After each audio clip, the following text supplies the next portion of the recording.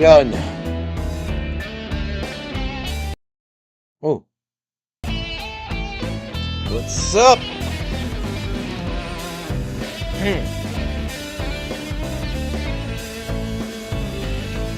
What's up, mother? Ah,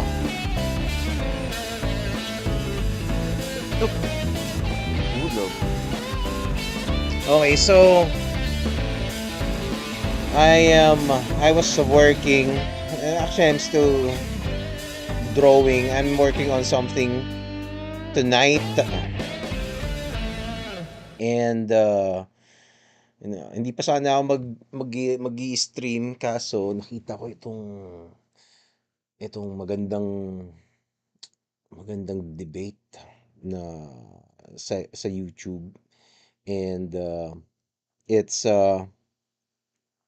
it's what I have very high expectations on this debate. Okay, on this video. Teka, share muna natin. Huh? Naku. Wait. Subukan natin i-share sa mga friends. Nasaan yun?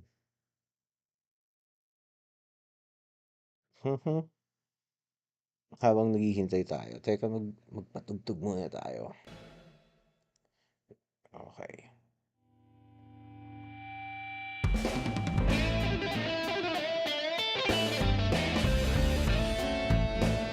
Pug, pug, pug, pug, pug, pug, pug.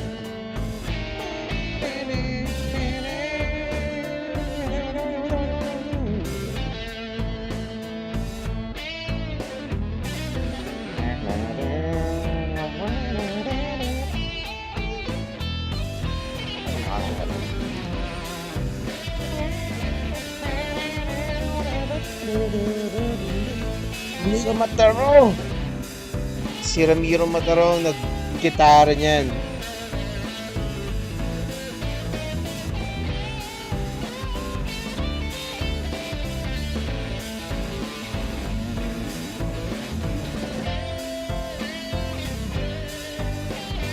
Aha.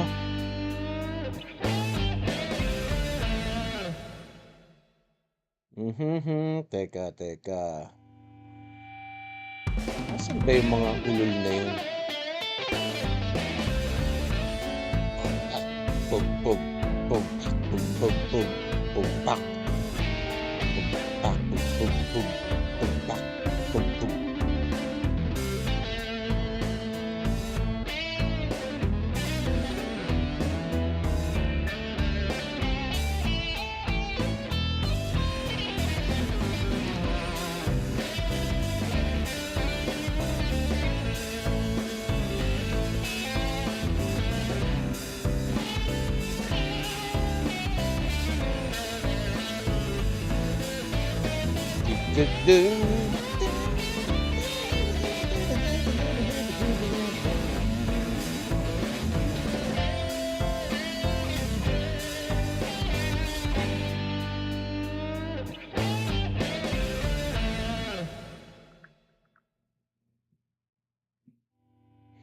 Okay.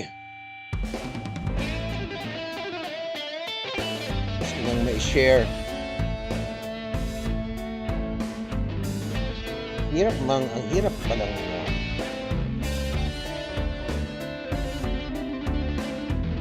Okay. Tapusin na natin ito. Eto, merong akong nakitang debate kanina. May mga nag-react na actually kanina ko pa nakita 'to. Sabi ko, pinag-iisipan ko kung i-stream ko ba. Di ko alam kung mayayari ako sa sa copyright. Sana naman ay hindi ako ma-copyright dito dahil malupit itong debate na 'to. And like I said kanina, I have high expectations because these two debaters, Sam Harris and Ben Shapiro, are two of the most of my most admired intellectuals the in the internet, especially in doon sa pagdedebate, sa pagdedebate. Okay?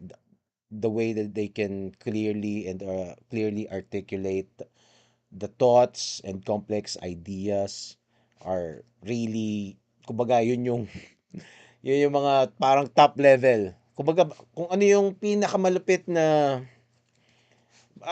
wala akong nakikitang kasing galing nila sa Pilipinas, unfortunately. Kung meron mang kasing galing nila sa Pilipinas, wala sila sa public sphere, hindi sila nagsasalita, and that is a shame.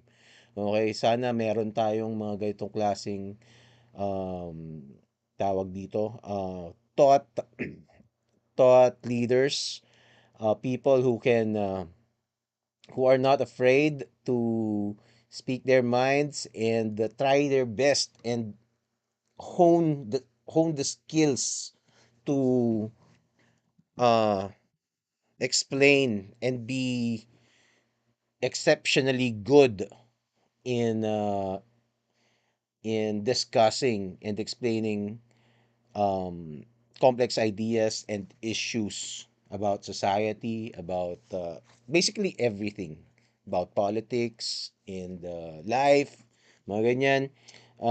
If you are not familiar with Sam Harris and Ben Shapiro is a conservative. Uh, I think he's a lawyer and also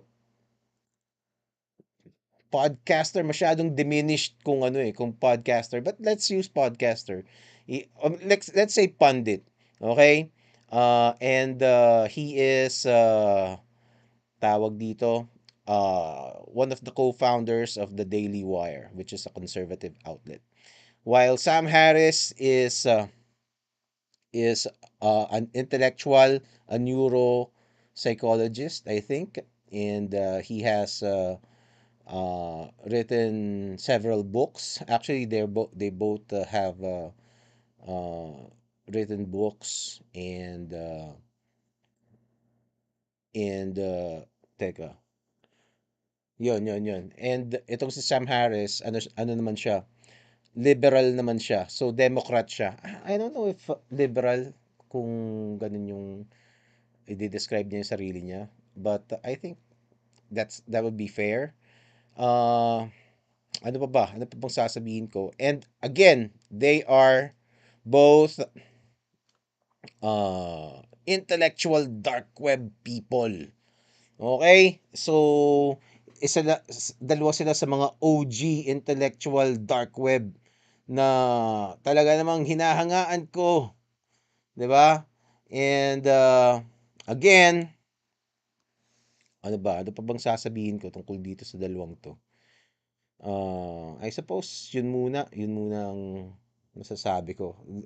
I'll just let them take it away from here. And as you can see in the title, they're gonna be discussing the U.S. election, Kamala Harris versus Donald Trump for the presidency of the United States, and Ben Shapiro would be on the side of Trump, and tawag dito, si Sam Harris will be uh, on Kamala Harris naman. Not related. Okay? And eto si Barry Wise to eh. Okay. So si Barry Wise ang mo-moderate. Okay? Let's see kung magiging malapit nga itong kanilang debate. And I haven't watched, just little snippet lang, parang intro pa lang yung napanood ko kanina dito eh. So panoorin natin. Sana hindi ako makopyright. Just period, start to finish. Nagsimula na agad. Ano ba yan? From the Free Press, this is Honestly, and I'm Barry Weiss. There are no perfect political candidates, but what do you do when both candidates are not just imperfect, but deeply flawed and, according to half of the country, disqualified? We love this guy. He says, "You're not going to be a dictator, are you?" I said, "No, other than day one." You were a very staunch defender of President Biden's capacity to serve another 4 years. Right after the debate, you insisted that President Biden is extraordinarily strong. Given where we are now, Do you have any regrets about what you told the American people? No, not at all. Not at all. They're eating the dogs, the people that came in. They're eating the cats. They're eating the pets of the people that live there. Well, there was a lot that was done, but there's more to do, Anderson. And I'm pointing out things that need to be done, that haven't been done, but need to be done. We did great in 2016. A lot of people Jesus don't know we Christ. did much better in 2020. We won. We won. We did win. It was a rigged election. It was a rigged election. Is there something you can point to in your life, political life or in your life in the last 4 years, that you think is a mistake that you have learned from? I mean, I've made many mistakes, and they range from, you know, if you've ever parented a child, you know you make lots of mistakes too. In my role as vice president, I mean, I've probably worked very hard at making sure that I am well versed on issues, and I think that is very important. It's a mistake not to be well versed on an issue and feel compelled to answer a question. We are just 1 week away from a presidential election that will decide if the next Okay, sasalita muna ako. So basically, dun sa preview na pinakita nila, like Barry Weiss said, this is an election between two highly flawed candidates. Okay? So, even though, siguro kung nakikita nyo yung mga videos ko before, yeah, it is obvious that I am leaning more towards Trump. Okay? But that doesn't mean that I do not acknowledge the flaws. It's just that based on the things that I've seen, Donald Trump for me is a much better candidate than Kamala Harris. Okay? And Kamala Harris, ang very glaring flaw niya is one, of course, her record. Because she is the incumbent vice president. Okay? And within their administration, nagkandaleche-leche yung border. Some people are saying it is deliberate. Yung economy, nagkandaleche-leche din. And there are plenty of wars going on. And American spending is seems to tawag dito, prioritize these endless wars instead of taking care of its own people. And also, yung mga illegal immigrants, which has become rampant, and many of them are violent, and some are taking over cities, apartment complexes, and yung mga Democrats had allowed it basically. Okay, so ang matinding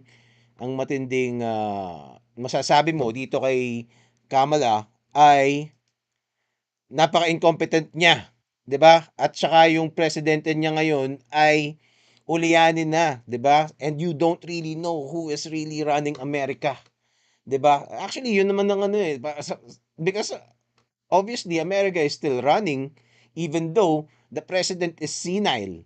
Even though pag nanood ka ng mga interviews ni Kamala, talagang sabaw Talagang sabaw talaga. Wala kang paulit-ulit. Yung mga ilang beses na podcast niya na nag-guest, paulit-ulit yung sagot niya. And everything, wala kang makukuha talaga doon sa mga sagot ni Kamala Harris. Okay? So, yun ang deep flaw, glaring flaw ni Kamala Harris. So, of course, ito namang si paring Donald Trump, I think very infamous na yung mga character flaws ni Donald Trump. Okay? And mostly it is about his character ang hindi nagugustuhan ng madaming tao, because hindi talaga siya yung tipo ng tao na na mag-cozy up ka sa unang pagkakakita mo pa lang sa kanya. 'Di ba? Parang nakakabwisit siya, and his reputation precedes him. Okay? So, and kumbaga hindi siya not exactly the nicest kumbaga parang not exactly the picture of a nice guy that you would describe to anyone. Okay? So ganun si Donald Trump. Although itong mga Democrats and their surrogates, yung mga media, 'di ba? And a lot of other people, personalities, um they peg Donald Trump as an existential threat. Yun ang ano nila eh, yun ang definition nila kay Donald Trump, existential threat, literally Hitler. Just the other day, Donald Trump had a huge rally in Madison Square Garden. Okay, so nag-rally sila doon. And kumbaga, it turns out that in the 1930s, may nag-rally pala ng mga Nazi doon, 'di ba? 1930s to, mid-30s. So ngayon, itong mga media ng mga ulol na to, parang sinasabi inuulit daw ni Trump 'yon. So basically, they're calling everyone in that rally Nazis, 'di ba? Which is crazy if you ask me. 'Di ba? Napaka-absurd nung claim na 'yon. And not only absurd, it is, and Kamala Harris and her vice president pick si Tim Walz was was repeating that narrative na parang recreation daw nung Nazi rally noong 1935 yung ginawa ni Donald Trump sa Madison Square Garden. Di ba? So just because si Donald Trump nandun. So it's not only stupid, it is only highly offensive, and to kung all things considered, you are insulting your voter base, 'di ba? A lot of people are still undecided. You are not gonna both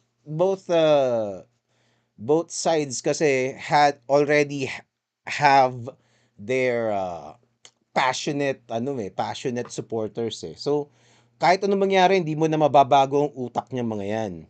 But then again, like I said before, there are swing states.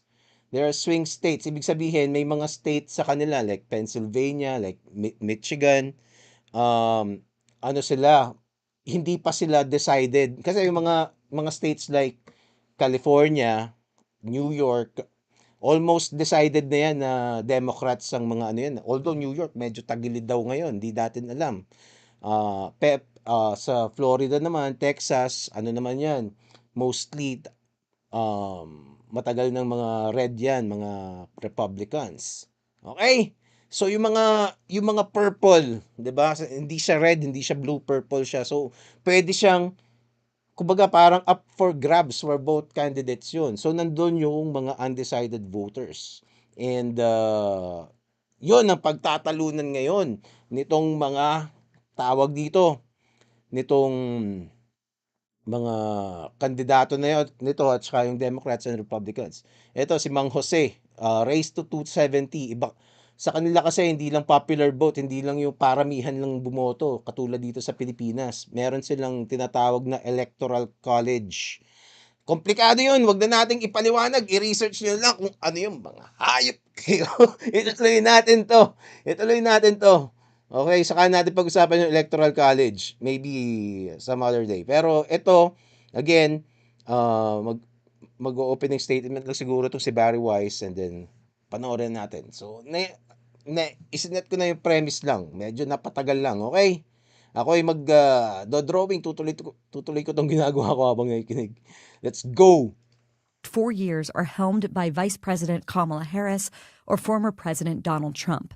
I know a lot of people who are still undecided. Some of them work here at the Free Press. These undecided voters have just one presidential debate to reference. And as my friends at Open Debates said in a Wall Street Journal op-ed recently, I can confidently state that we haven't yet seen a real presidential debate this year. Debates have devolved into political theater with combative candidates, biased media, agenda-driven moderators, and a fixation on social media soundbites. This structure fails to deliver the substance voters need. So today, I'm here without the pageantry, the makeup, or the muted mics to host not Trump versus Kamala, though the invitation, if you guys are watching, is still very much open, but two very smart people who represent each side of the choice that we are going to make a week from today. Sam. Okay, let me just comment on that first then, okay? So, just like in any other country, madumi rin ang election sa Amerika. Okay, parang so yung sinasabi nila na only in the Philippines, hindi totoo 'yun. Mas malupit pa nga yung ano nila, yung mga kawalangyaan dito na nangyayari dito sa Amerika. Okay? Which makes sense kasi mas malaki sila, mas mayaman sila, 'di ba? So, it only makes sense that they are mas masalimuot yung politics nila diyan. Okay? So, tawag dito. And again, in the age of social media, mostly mga sound bites na lang talaga yung pinag-aanuhan, yung mga reels na hindi naman kumpleto yung konteksto, 'di ba? Na parang and also yung mga surrogates nila, mga influencers, yun lang ang papanoorin mo. And once you get stuck in a certain algorithm, puro yung isang side lang ang matatadtad ka nun. Okay, kaya maganda itong ginawa nitong The Free Press, nitong si Barry Weiss, in conducting this tawag dito, this debate wherein she invited two of the best and probably most well-known people, and kumbaga trusted ng mga tao in a way. Although si Ben Shapiro, kung liberal ka at kilala mo siya, malamang di mo talaga gusto si Ben Shapiro. But si Sam Harris, dahil intellectual dark web siya, and he used to be he speaks hindi lang sa mga politics and a lot of right-wing people still respect him. Okay? So, actually, madalas gano'n naman eh. Di ba? Yung mga pero ituloy na natin to. Okay? Kumbaga, I couldn't think of anyone better to siguro some can match this two, pero better, it's hard to think of better. Okay, tuloy natin. Harris, unrelated to Kamala Harris, is a neuroscientist, philosopher, best-selling author, and host of the essential podcast Making Sense. Today, he will explain why he is voting for Harris. Sam has spoken passionately and consistently on this issue since Trump came onto the scene. He calls Trump, quote, the most dangerous cult leader on earth, and highlights Trump's character flaws. Things like how Trump was found liable for sexual abuse, how he mocked a disabled reporter, how he said John McCain wasn't a war hero, how he called veterans suckers and losers, and if I kept going on with examples here, we'd be here all day. For him, the biggest issue is January 6th and what he says was Trump's refusal to commit to a peaceful transfer of power. Sam writes, quote, the spectacle of a sitting president refusing to commit to a peaceful transfer of power, culminating in an attack on the Capitol, remains the most shocking violation of political norms to occur in my lifetime. So that's Sam Harris. On the other side, hindi yan ang topic, Okay, makinig ka. Ben Shapiro, lawyer, co-founder of The Daily Wire, best-selling author of many books, and host, of course, of The Ben Shapiro Show. Ben's going to explain why he's voting for Donald Trump. He argues that we were a better country under Trump and that Trump's policies make us freer, more prosperous, and safer. He says that under the first Trump term, there were no hot wars, no inflation crisis, and far less traffic at the southern border. He makes the case that Trump is not going to be abandoned by the experts, but instead will delegate responsibilities to capable and trustworthy policymakers. He says that Kamala is incompetent and unqualified, and that radicalism defines her. I suspect if you're listening to this show, you know these two names and have listened to them many times before.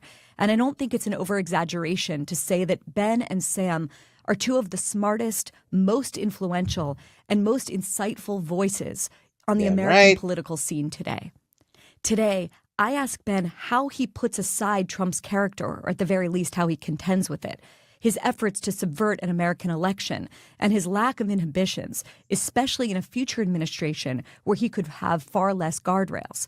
I ask Sam how he can support Kamala, who hasn't come out against the faction on the left that supports Hamas and Hezbollah. How can he support a candidate that's flip-flopped on her policy position so frequently, and even, as David Axelrod recently put it, goes to word salad city when asked simple Yun. questions? And I ask how each candidate stacks up on questions of democracy, the economy, the border, Israel, Iran, Russia, and Ukraine. All that plus much more. Stay with us.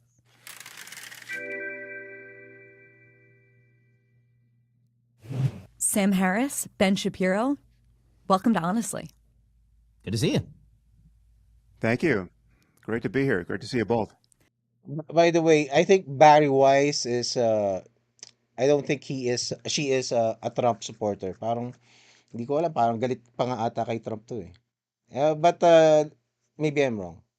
Really, really happy to have both of you.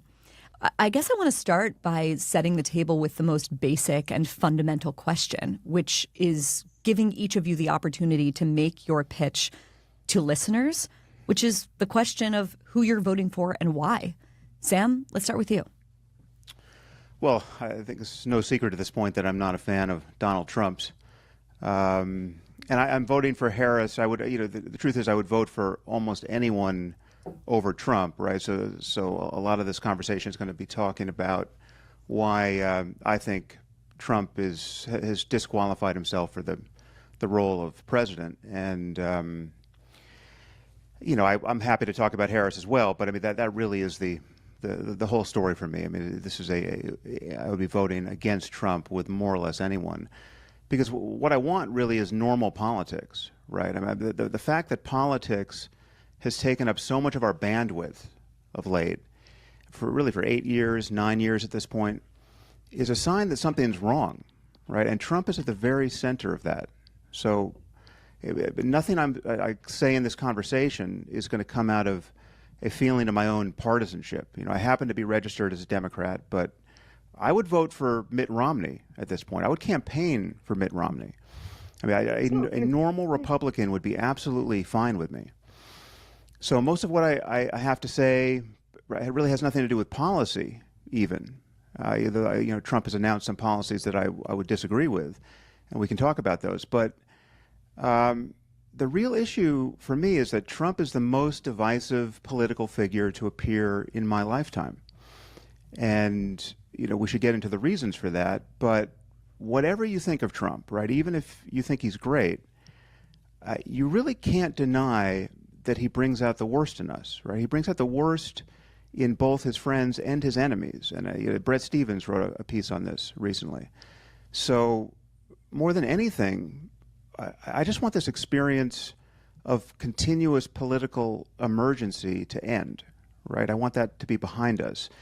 And from my point of view, Kamala Harris, whatever her weaknesses as a candidate, would be just a much-needed return to normal politics, right? And this is, of course, this assumes that if Trump loses, he's not running again in 4 years, right? I mean, then I think that it keeps the emergency alive. But I mean, for all its flaws, the Democratic Party is a normal political party, and the Republican Party is now a cult of personality, which I consider to be actually dangerous. So, that's really my main concern. I don't think any of this gets better until Trump gets out of politics. And to just draw a line under it, let's say the election was between Mitt Romney and Kamala Harris. Would you be voting for Mitt Romney or Kamala Harris?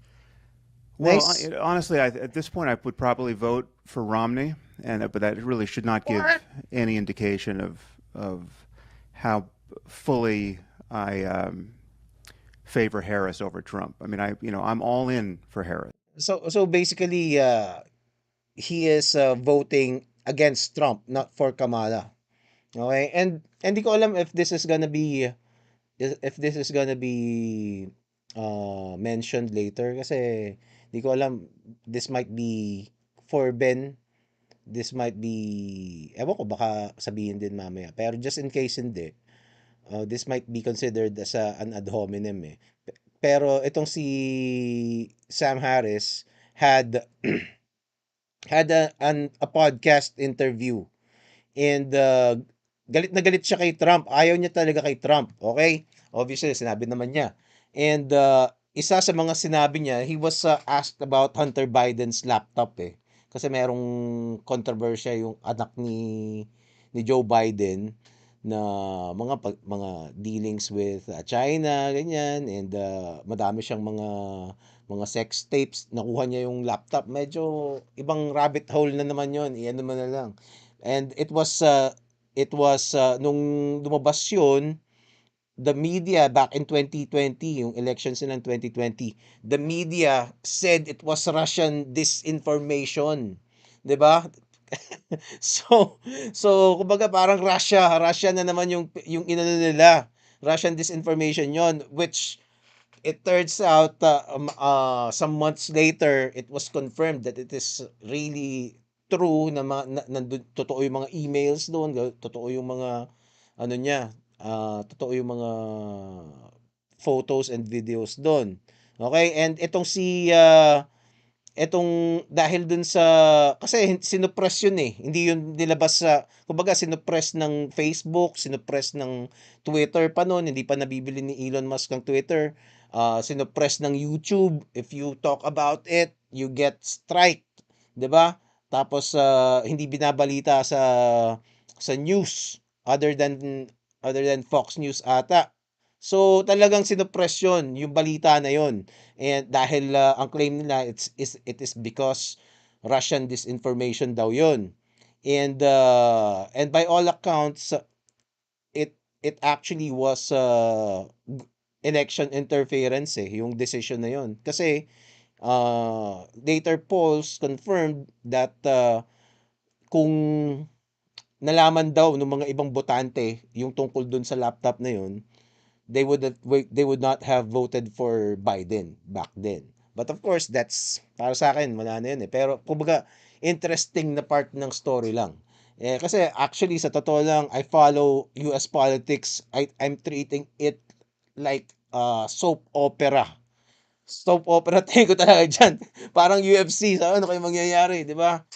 And although it is very intellectually stimulating for me too. But etong si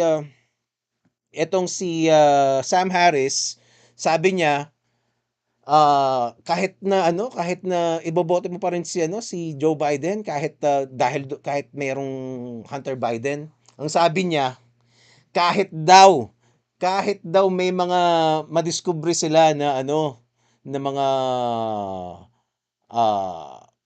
patong-patong na katawan ng mga patay na bata. Kumbaga parang serial killer tong si kahit serial killer ng mga bata, itong si Hunter Biden, tapos pinagtakpan siya nung tatay niya, kumbaga hindi niya pa rin iboboto si Trump. Wala siyang pake. Ganun niya ka yun yung isang so, syempre parang ganun ka na ba talaga kabaliw?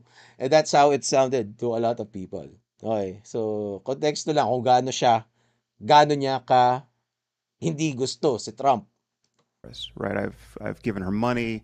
I'm going to be honest about what I think her flaws are as a candidate, but there's just my preference is as large as it could conceivably be. But I think Ben and I and you and I agree about many of the problems in the Democratic Party, and yes, I would view a normal Republican as a corrective to that, but I don't view Trump as a corrective to that. I'm sure we'll get into this, but I think everything that Ben and I worry about on the left gets worse under 4 more years of Trump. Ben, let's go to you. Sure, Obviously, you're not voting for Kamala Harris. You may have noticed, yes. So obviously, I'm coming at this from precisely the opposite point of view. I've given money to President Trump. I've campaigned with President Trump. I brought President Trump to Rabbi Menachem Mendel Schneerson's Ohel on October 7th, where he met with hostage families. So I'm very involved in this campaign. So I'm going to use a bit of a different model. I think that Sam is coming from the point of view that Trump is preemptively disqualified from the race. Just period, start to finish, we're done. And that ends the calculation. For me, the question is, were you better off in 2019 or are you better off in 2024? And the way that I view this political race is that basically you have this strainer that is American politics. That's the political system, and that involves the constitutional checks and balances. It involves the back and forth of politics. It involves the rhetoric. And what goes into the strainer is what the candidate brings to the table. And very often that's rhetoric, that's policy, that's staffing. That's all the mess that whatever candidate brings. And they stuff all of that stuff, that entire cholent, into the strainer. And what comes out the other end of the strainer is the thing that I'm adjudicating based upon. And after the strainer in 2019, what I got was a solid economy, the best foreign policy of my lifetime, a president whose rhetoric I very often didn't like, but who had made the country stronger in a variety of ways. And as of 2024, what I see is an administration, and Kamala Harris is the vice president of that administration, who I believe actually probably has a constitutional duty to get rid of the person above her, who that administration has produced a world that is on fire in a myriad of ways, has produced 40-year highs in inflation, has not, in fact, calmed the waters. I know Sam was talking about normalcy. The reality is that Donald Trump has not been president for the last 3.5 years. And not only have we not returned to normalcy, things seem to have gotten significantly worse. In fact, if we were going to sort of describe Donald Trump's role in American politics, I think that one of the differences between Sam and me is that Sam would sort of declare Donald Trump the murderer of American politics, where I would see Donald Trump more as the coroner of American politics, that things were really, really bad before Donald Trump actually entered the American political scene, which is how he became president of the United States in the first place. And Donald Trump simply being defeated would not make any of that go away because, frankly, it didn't in 2020. And so the calculation for me is very simple. Donald Trump was a better president than Kamala Harris would be, with all of Donald Trump's flaws, with all of his excesses. And because we do have a very robust and durable constitutional system, almost built to hem in his flaws and excesses, what that means is that I get a lot of good policy that I wouldn't get with Kamala Harris. I do get a stronger American presence on the world scene with regard to America's allies. I get a better economy. And I think it would serve as a corrective to a Democratic Party that seems to have spun out into a world of damaging wokeness, because the Democratic Party is either going to force itself further into this sort of left-wing corner, or they're going to have to moderate and deal with the reality, which is if they lose to Donald Trump twice in 3 election cycles, there's something deeply wrong that cannot simply be corrected by swiveling further to the left. Ben, you've moved a lot since 2016. In 2016, you wrote a column titled, "I Will Never Vote for Donald Trump." And I want to just read a little bit of that back to you. "I will never vote for Donald Trump because I stand with certain principles. I stand with small government and free markets and religious freedom and personal responsibility. Donald Trump," you wrote, "stands against all of these things. He stands for Planned Parenthood and et cetera, et cetera, et cetera. I stand with the Constitution of the United States," you wrote, "and its embedded protection of my God-given rights through governmental checks and balances. Trump does not. I stand with conservatism. Donald Trump stands against it. I stand with #NeverTrump." What changed in these 8 years for you? Sure, he was president. I mean, the thing that changed is, as you can read there are a number of things that I assumed his presidency would be. And in 2015, 2016, he was, to be fair to me, incredibly unclear about what exactly his policies would be. He was all over the map. And then he was president. And then I could base my next vote on what he would be like as president, because he actually was president. So, for example, you mentioned, I say that he was anti-free markets. Obviously, he wasn't as president of the United States. That he would be anti-religious liberty. He obviously wasn't as president of the United States.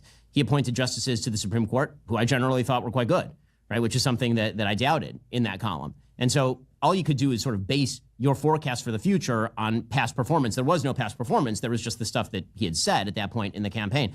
I can now base my future exposition, my future sort of judgment of what Trump's second term will be like on a first term, because he's already been president of the United States. And so one of the big questions that I have for folks who sort of see Donald Trump as this Hitlerian, Mussolini-esque figure is, if that's true, then why didn't we see that in term 1? He tried to do many things. Those things were generally unsuccessful in terms of his excesses. And so the sort of question that I have that people keep bringing up, they'll say, well, he'll try to do the same thing in 2028 that he did in 2021, 2020. And the question I have is, what evidence do we have that he would attempt to stick around for, say, a third term? Is that like a real worry that people have? When people say that he's going to overrun the constitutional barriers, he may have attempted to do that, and then he was checked at every point. Whereas I think that actually the system is less built to stop, I would say, these sort of fine-grained excesses of the Democratic Party that is intent on actually changing many of the systems and changing the status of normalcy. So, for example, Kamala Harris has vowed to get rid of the filibuster. If you get rid of the filibuster, that means that you can presumably add 2 states. That challenges the Senate balance permanently. She's talked about packing the Supreme Court. She's talked about...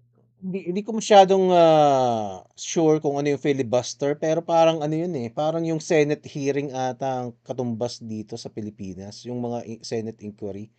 I'm not sure. Baka mali ako. Pero I just wanted to say something about dun sa mga sinasabi na kung gaano ka-extreme na si Donald Trump, 'di ba? Yun nga, parang yung sinasabi nila talagang magiging Hitler talaga si Trump. As in, ang mga claim nila, sabi niya, kumbaga magiging diktador, papakulong ni Trump yung mga kaaway niya, 'di ba? And ano pa yung mga sinabi niya? Yung mga sinasabi nila tungkol kay Trump. Basta yung Constitution, hindi niya igagalang 'yun, 'di ba? Tapos magiging diktador siya. 'Yun ang talagang kinatatakot, including itong si Sam Harris kasi existential threat nga, 'di ba? So hindi lang, it's not just fancy word na existential threat. Talagang naniniwala sila na pag si Trump ay naging na elect, kumbaga parang naging presidente nila si Hitler. Ganon talaga yung iniisip ng ibang mga Democrats. Okay? And ang sinasabi ni Ben, kung ganon si Trump, bakit hindi siya ganon nung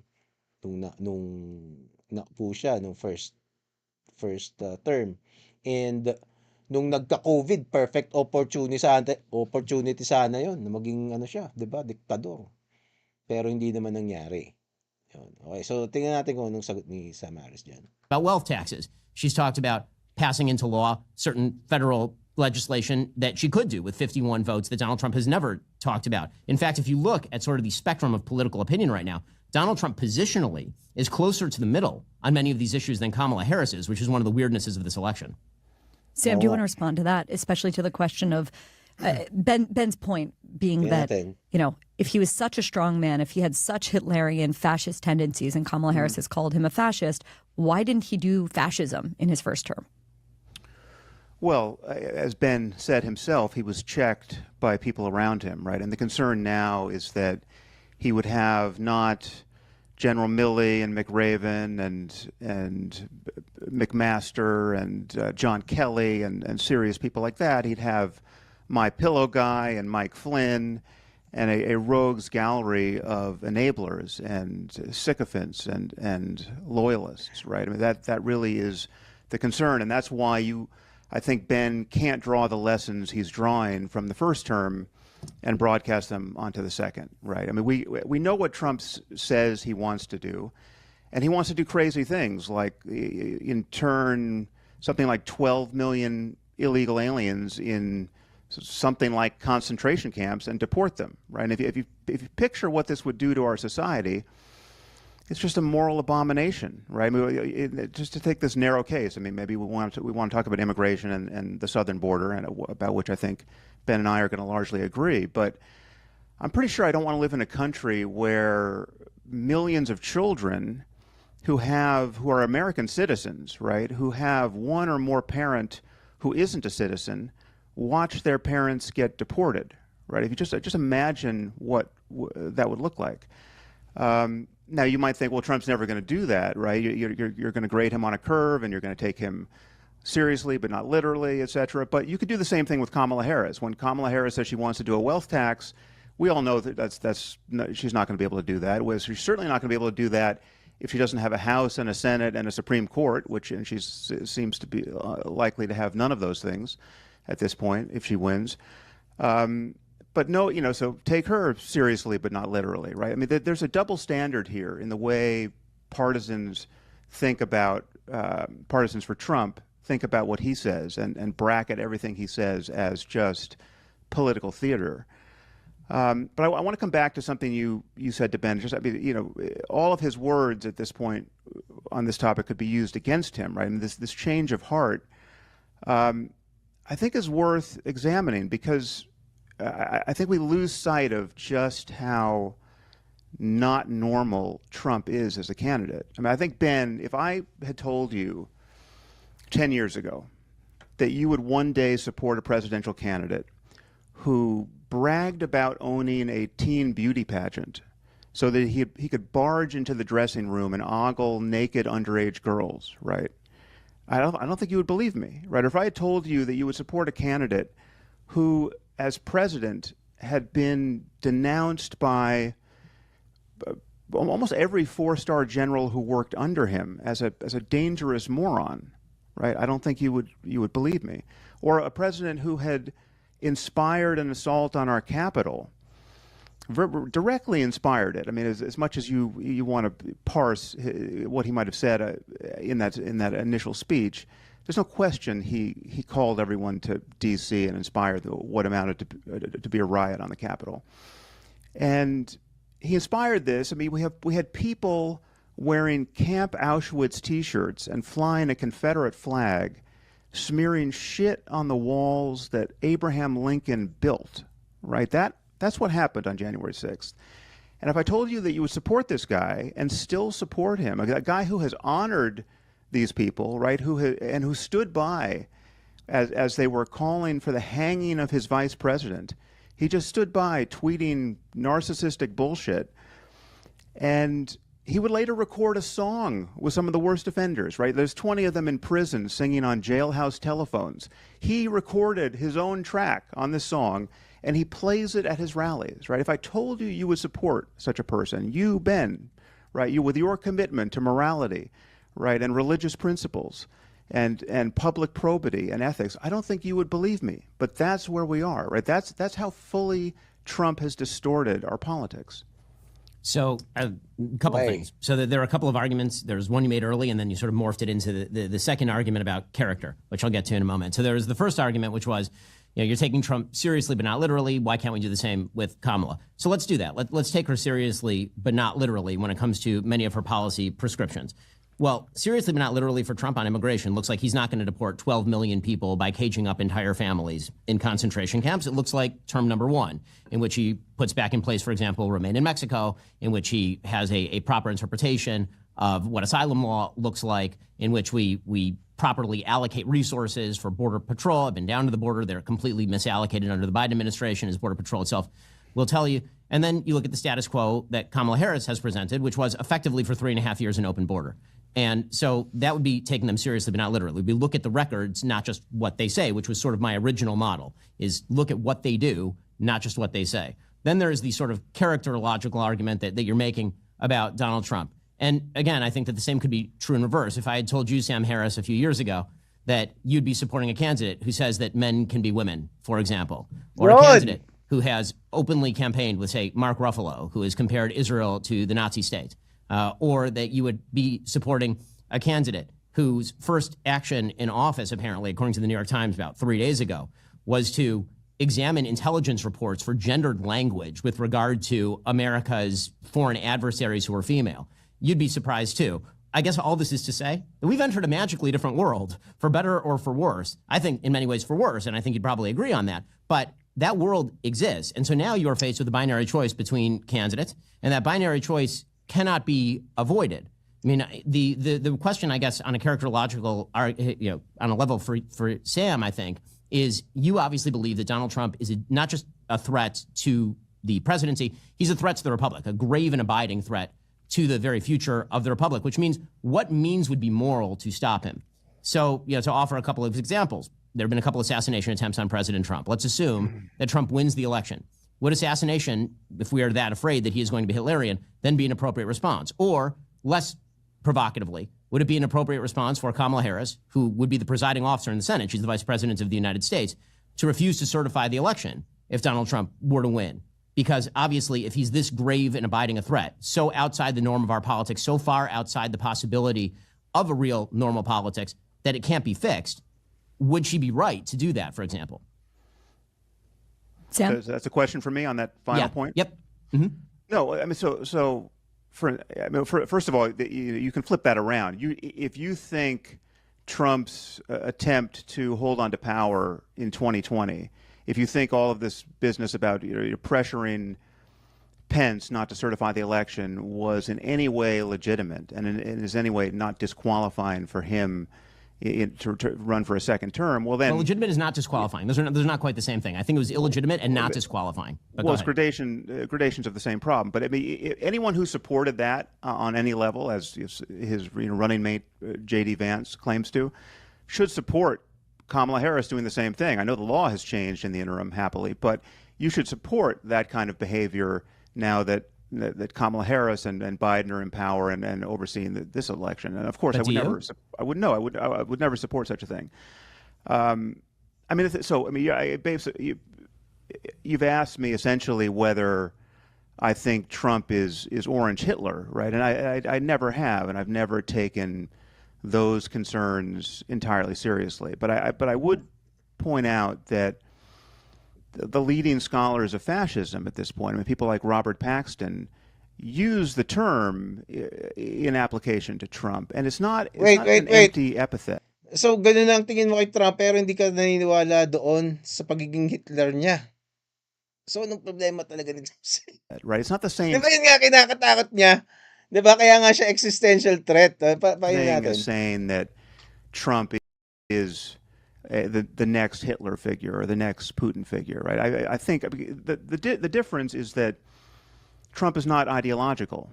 Trump is in the Trump business. Trump just wants wealth and fame, essentially, and he wants power in order to secure those things.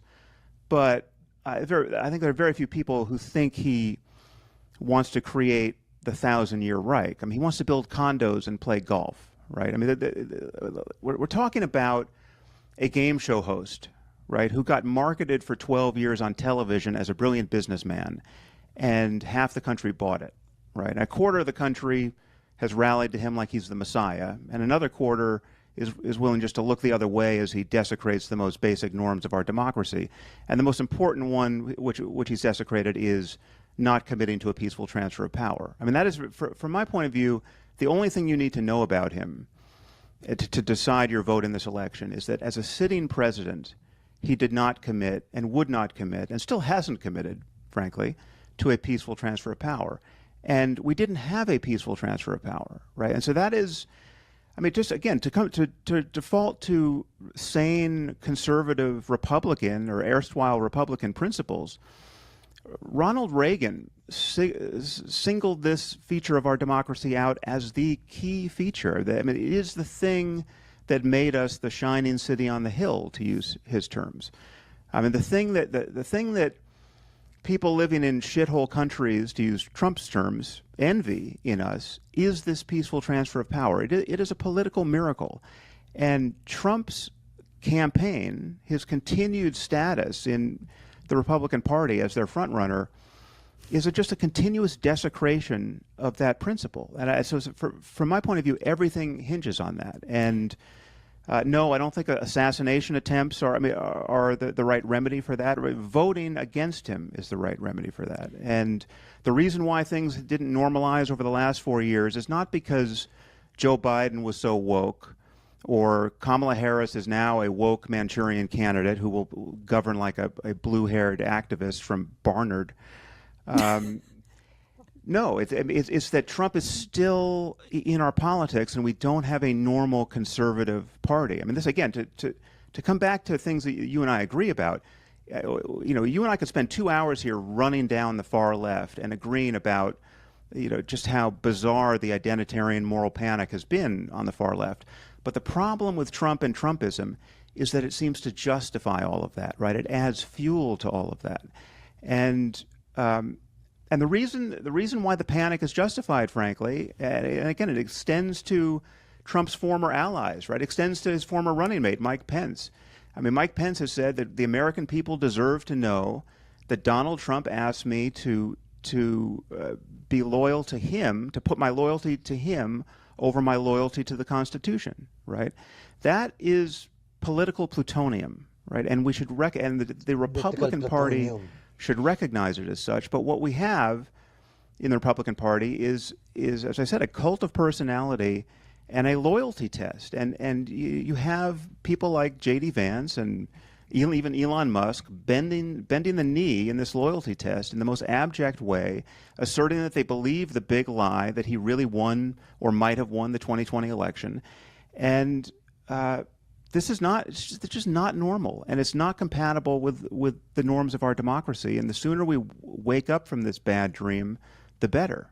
So again, you talk about the peaceful transition of power, which actually did happen because Donald Trump did leave office in January of 2021, and Joe Biden has been president mostly for the last 3.5 years, despite his mental ineptitude. That was not. Over the you cannot call January 6th a peaceful transfer of power. Well, that's not when the when the transfer of power happens. People don't leave office on January 6th. People leave office on January 20th. If Mike Pence had obeyed him, we would have had a genuine constitutional crisis. I agree with you, which is, I think, that why Mike Pence did the right thing. And I think that what Donald Trump, the argument that Donald Trump was making between November and January was morally and legally specious. But with that said, there was a peaceful transition of power. But right now on the campaign trail, when Donald Trump is asked, and he was on Joe Rogan a few days ago, about the 2020 election, he still claims that he won the election. What do you make of that? I mean, I obviously disagree with him. I don't think that he won the 2020 election. Also, this is part and parcel. I wish it weren't. But it is part and parcel of a reactionary divide that has plagued our politics since before Donald Trump, frankly. I mean, when Donald Trump won the election in 2016, we then spent 3.5 years of people claiming that Donald Trump was a Russian plant and had been bootstrapped into office by the Russians manipulating Facebook. This sort of election denialism is not. It is ugly. It is bad on both sides. It is. I won't even say that what Democrats on both sides. That's not true. I mean, that's not. If Donald Trump wins this election, I promise you will see election denialism on the left. That is incredibly similar to what you've seen from Donald Trump. I love that you said that. I wanted to ask you that. And this is a question for you. I'm not going to filibuster, Ben. I just want to ask you. If on Election Day we have a clear result, right? So there's a landslide in the swing states and someone really wins, right? If I told you that the losing candidate denied the results of the election and simply would not accept a loss and even appealed to their most fanatical support. I just want to, yung ginagawa nila dito, kaya gusto ko tong pag sila nag-uusap kasi they are presenting, tawag dito, thought experiments, di ba? What if ganito? What if ganito ang mangyari? How do you process things? Di ba? So thought experimentation yung ginagawa nila, and that is one of the things na na-appreciate ko pag pinapanood sila. Orders to come into the streets and just obviously provoked violence on the part of the mob, right? And said, and when asked, what about the Constitution? This candidate said, to hell with the Constitution. We don't have a country anymore. Which candidate am I conceivably talking about? Well, I mean, I think that, given Trump's rhetoric in 2020, obviously, what you're talking about is Donald Trump. I don't think that's how it'd be phrased by Kamala Harris. I think that the way that would be phrased by Kamala Harris is more subtly. Kamala Harris, if she loses in a landslide, you think there's a chance that she will not accept the results of the election? Forget about a landslide. How about a close election? Into the streets? How about a close election? Forget about a landslide, because a landslide is... The landslide just makes it perfectly clear. I'm telling you that... Why the necessity for that sort of clarity in an election that's 50-50? Why not actually pick a plausible scenario? The most plausible scenario is that she loses in a very tight election. It's all too and then plausible. she says there's been voter suppression, and then she suggests... It's all too plausible. Ben, it's all too plausible because currently the chance that there will be a landslide in the swing states is about 40%, even though we're at 50-50 between the two candidates. According to Nate Silver, there's a 40% chance that one of them runs the table in the swing states, right? So it's sure that would be an electoral college landslide. We're not talking about a popular vote landslide in any case. No, right. But, so I'm talking about a clear result, right? Where no allegations of fraud are plausible. Okay, so the most obvious sort of rhetoric that would be used along those lines would be Trump's, and then the rhetoric that would be used on the other side if Trump wins would be that Trump has corrupted the system. The system has been so corrupted that people weren't able to vote properly in places like Georgia, which has been the claim that there was Jim Crow 2.0 in Georgia for years. There would be claims that Donald Trump was paid off by the billionaires, that there was foreign interference in the election. There would be all of these claims, and they would float around. Donald Trump has this is my original claim, Sam, is that Donald Trump is very obvious in his excesses. Democrats and the Democratic Party and Kamala Harris are much more, I would say, much more subtle in their excesses. But those excesses are no less dangerous for being more subtle. In fact, in some ways, I think they are more dangerous for being more subtle.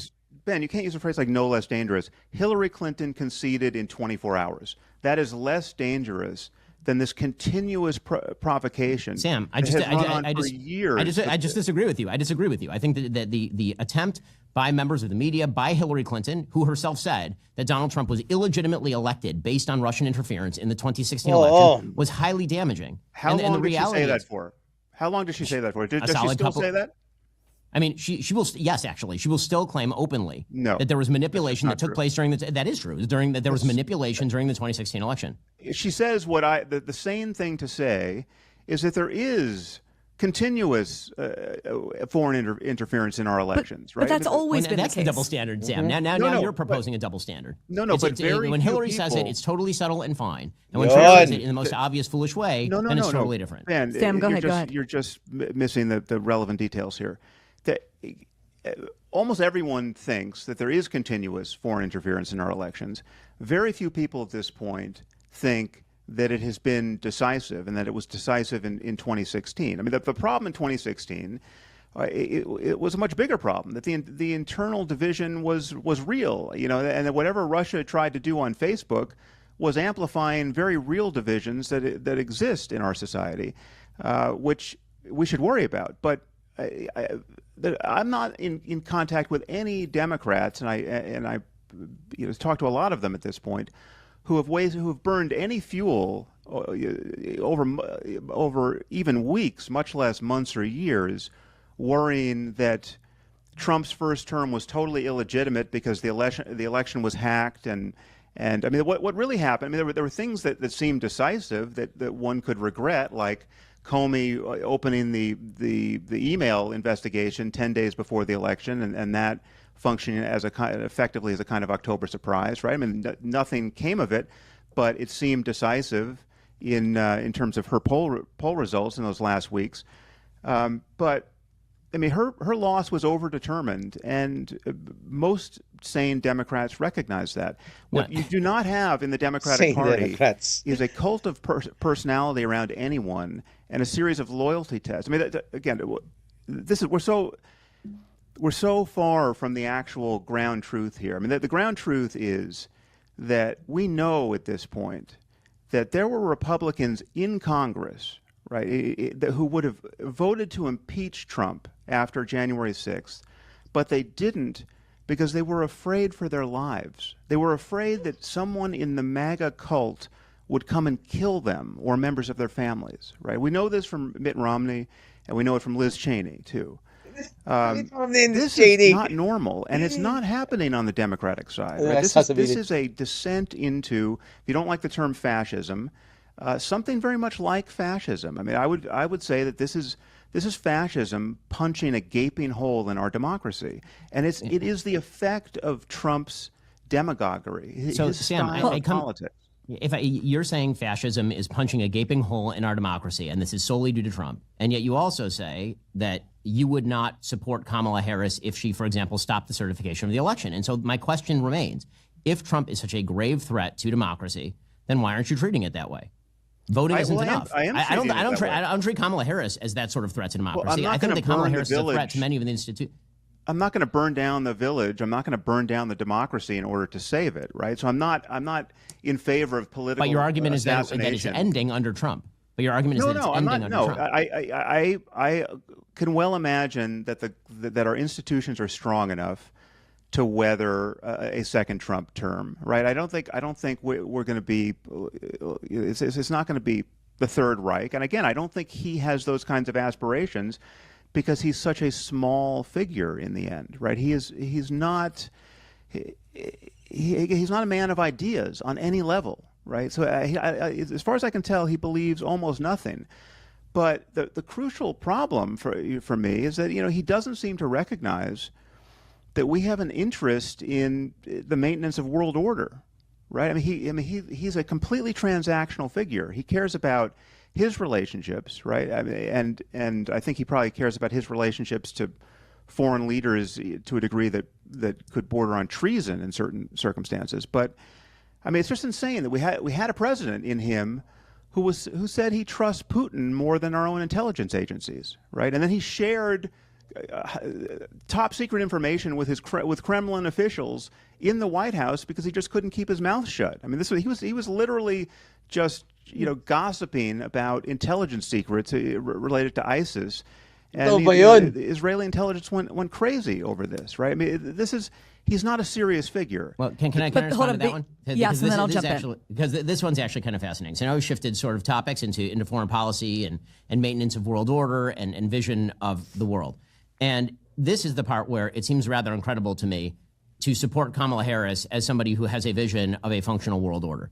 The reality is that when we talk about Donald Trump, I think that in some bizarre ways, Trump and Harris are sort of photo negatives of one another, in the sense that Trump appears on the surface very unserious and he says a lot of bloviating and silly things, and then his foreign policy actually is rather serious. And Kamala Harris appears to sometimes, when she's not word salading, say serious things, and then her foreign policy is deeply unserious. So you'll have Donald Trump and he'll say stupid things or bad things, where he will say something about ISIS to the Russians, or declassify top secret things in real time. Or you could theoretically have the Biden-Harris administration staffed by people who full-on leak Israeli intelligence plans in the middle of a war to the Iranian government, such that it is printed.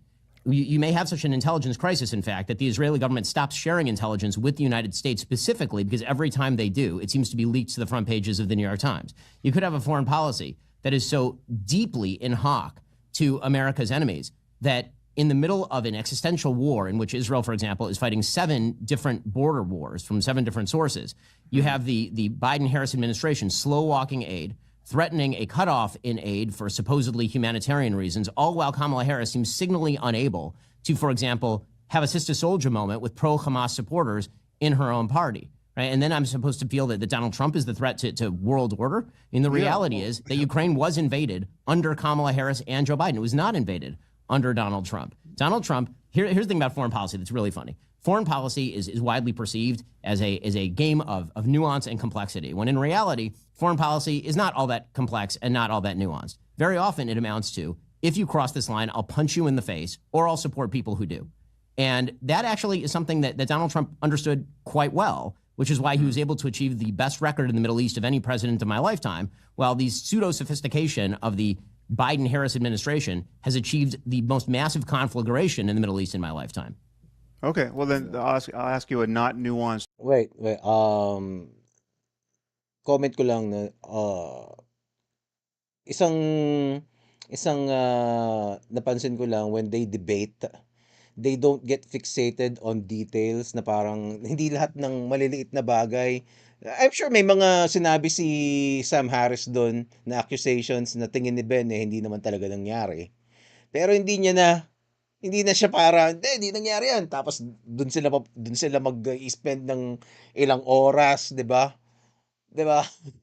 Unlike dito sa pag nanonood ka sa mga nagdedebate dito. No, ultimong the littlest detail talagang pagdedebatehan nila kung para masabi mo lang na sinungaling kahit wala namang kwenta yung pinagdedebatehan. Teka, ano sinasabi ni Jack the Ripper? Sa wag nang mag-StreamYard link, bro. Para let them talk. Magi-interject lang ako paminsan-minsan. Next time na tayo mag tambay cast ng may sampahan. Sa Kamala, Ugandan Nightmare. Hindi yun. Hindi yan yun. Question. Sure. It should be simple enough to answer. Who do you think Putin wants to win the election? I don't know who Putin wants to win the election. I'll be honest with you. You have no intuitions about this? No. And the reason that I have no intuitions about this is because I don't think that Donald Trump knows his own policy on Ukraine. I don't think Putin does either. Donald Trump is wildly unpredictable about Ukraine. I mean, as you know, Putin is behind much of the chaos. You could argue. Sam, who does Iran want to win the election? In the Middle East? Iran has been actively intervening in the election on the side of Kamala Harris. We know this. The intelligence community has said this. They actively hacked the Trump campaign.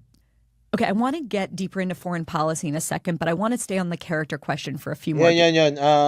Yun ang isang malaking thing din kasi for the Democrats and the Trump critics talaga.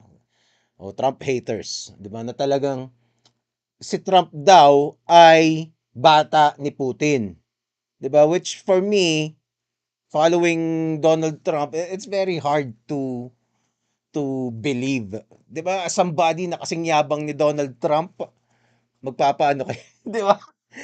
Kumbaga mas malaki yung ano mo, gano'n ka kayabang, isipin mo, gano'n ka kayabang, kasing yabang mo si Donald Trump, 'di ba? Gano'n ka ka-bombastic, gano'n ka kalaki ang ego mo. If Donald Trump's ego is really as big as they say, 'di ba? Ito lang yung ano, yung kasi nobody can really prove kung paano sila mag-usap eh.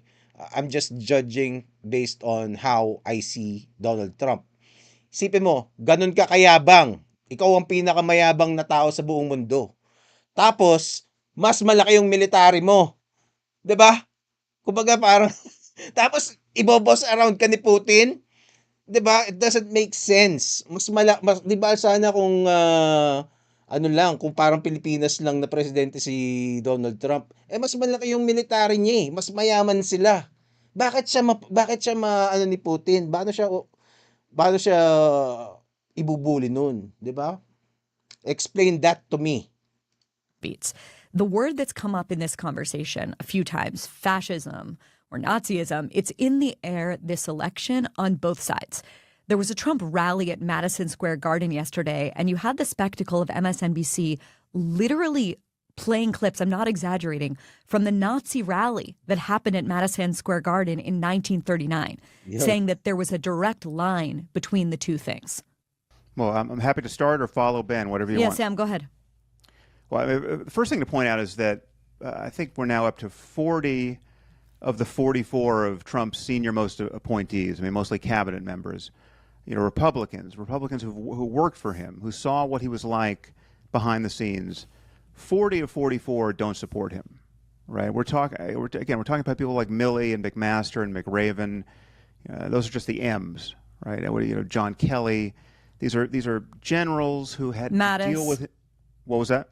Jim Mattis. I mean, there's a huge number of these people. Yeah. So we're talking about people who dealt with him, in the Situation Room, had to brief him on the fraying world order, and what they encountered in the man was total incompetence and a very disconcerting desire to have loyalty demonstrated to him rather than to the Constitution. On John Kelly's account, he could never make him understand why the generals had to be loyal to the Constitution and not to him personally, right? And again, this takes us to the question of fascism. And this is why, John Kelly has unabashedly now started calling him a fascist. He also called him, I think, the most flawed person he's ever met in his life. I think it was Milley who said he's the worst person he has met. Again, these are not be very clear, these are not partisan attacks. These are serious Republicans who went to work for the man, right? But the reason why the fascism is not just an empty epithet is that fascism is a little hard to define, right? It's not a set of ideas. It's a style of politics, right? It's the politics of leader worship and the demonization of enemies within, to use Trump's phrase, right? It's all about hatred of immigrants and elites and elite institutions. It focuses on the humiliation and victimhood of a native population. And it emerges out of this relentless appeal to the grievances of the mob. And that is how Trump campaigns. He's campaigned in this mode from the very beginning. He is still in that mode. He is every inch a demagogue. And you can just see how people behave around him. You can see how you have to acquiesce to his, again, loyalty tests. All of his lies are, the biggest ones certainly, are a kind of loyalty test. You have to pretend to believe the unbelievable in order to get close to him and function in his orbit. And that's what happens. And it is why scholars of fascism don't hesitate now to call him a fascist or at least a proto-fascist. So, okay, Kamala Harris would never use a phrase like the enemies within. It's just too coarse, it's boorish, it's frankly too Trumpy. But yesterday on MSNBC, they played footage of the Nazi rally in 1939, the infamous Nazi rally that took place at Madison Square Garden. very clearly suggesting, more than suggesting, kind of saying that the people gathering there are not just deplorables, as Hillary Clinton said in 2016, but that they're like supporters of a Nazi. How is that not exactly the thing that you're criticizing? Only it's issuing forth not from the mouth of the candidate, but from the broader machine that's backing her.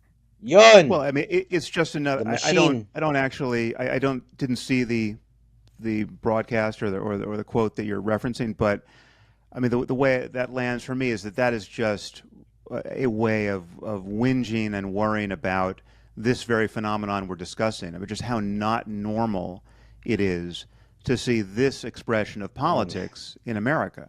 I mean, it is, obviously Hillary Clinton's phrase of, the basket of deplorables was politically disastrous, right, and unwise, and it shouldn't be repeated if you actually want to win elections. But it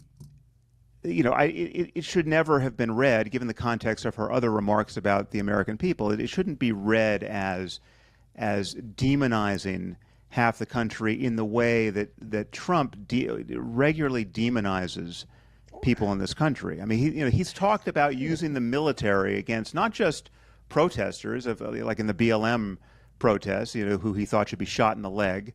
Ask anyone who knows ballistics, what happens when you shoot people in the leg with a rifle, right?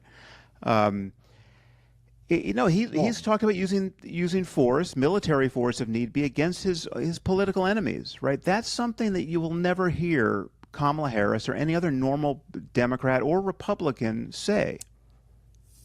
Well, okay. A few points. One, the demonization of a vast swath of the American public has been happening as long as 2008, when Barack Obama was saying off record to donors that there was an entire cadre of bitter clingers who cling to God, guns, religion It's unwise, but it's not the same kind of demonization. We're not.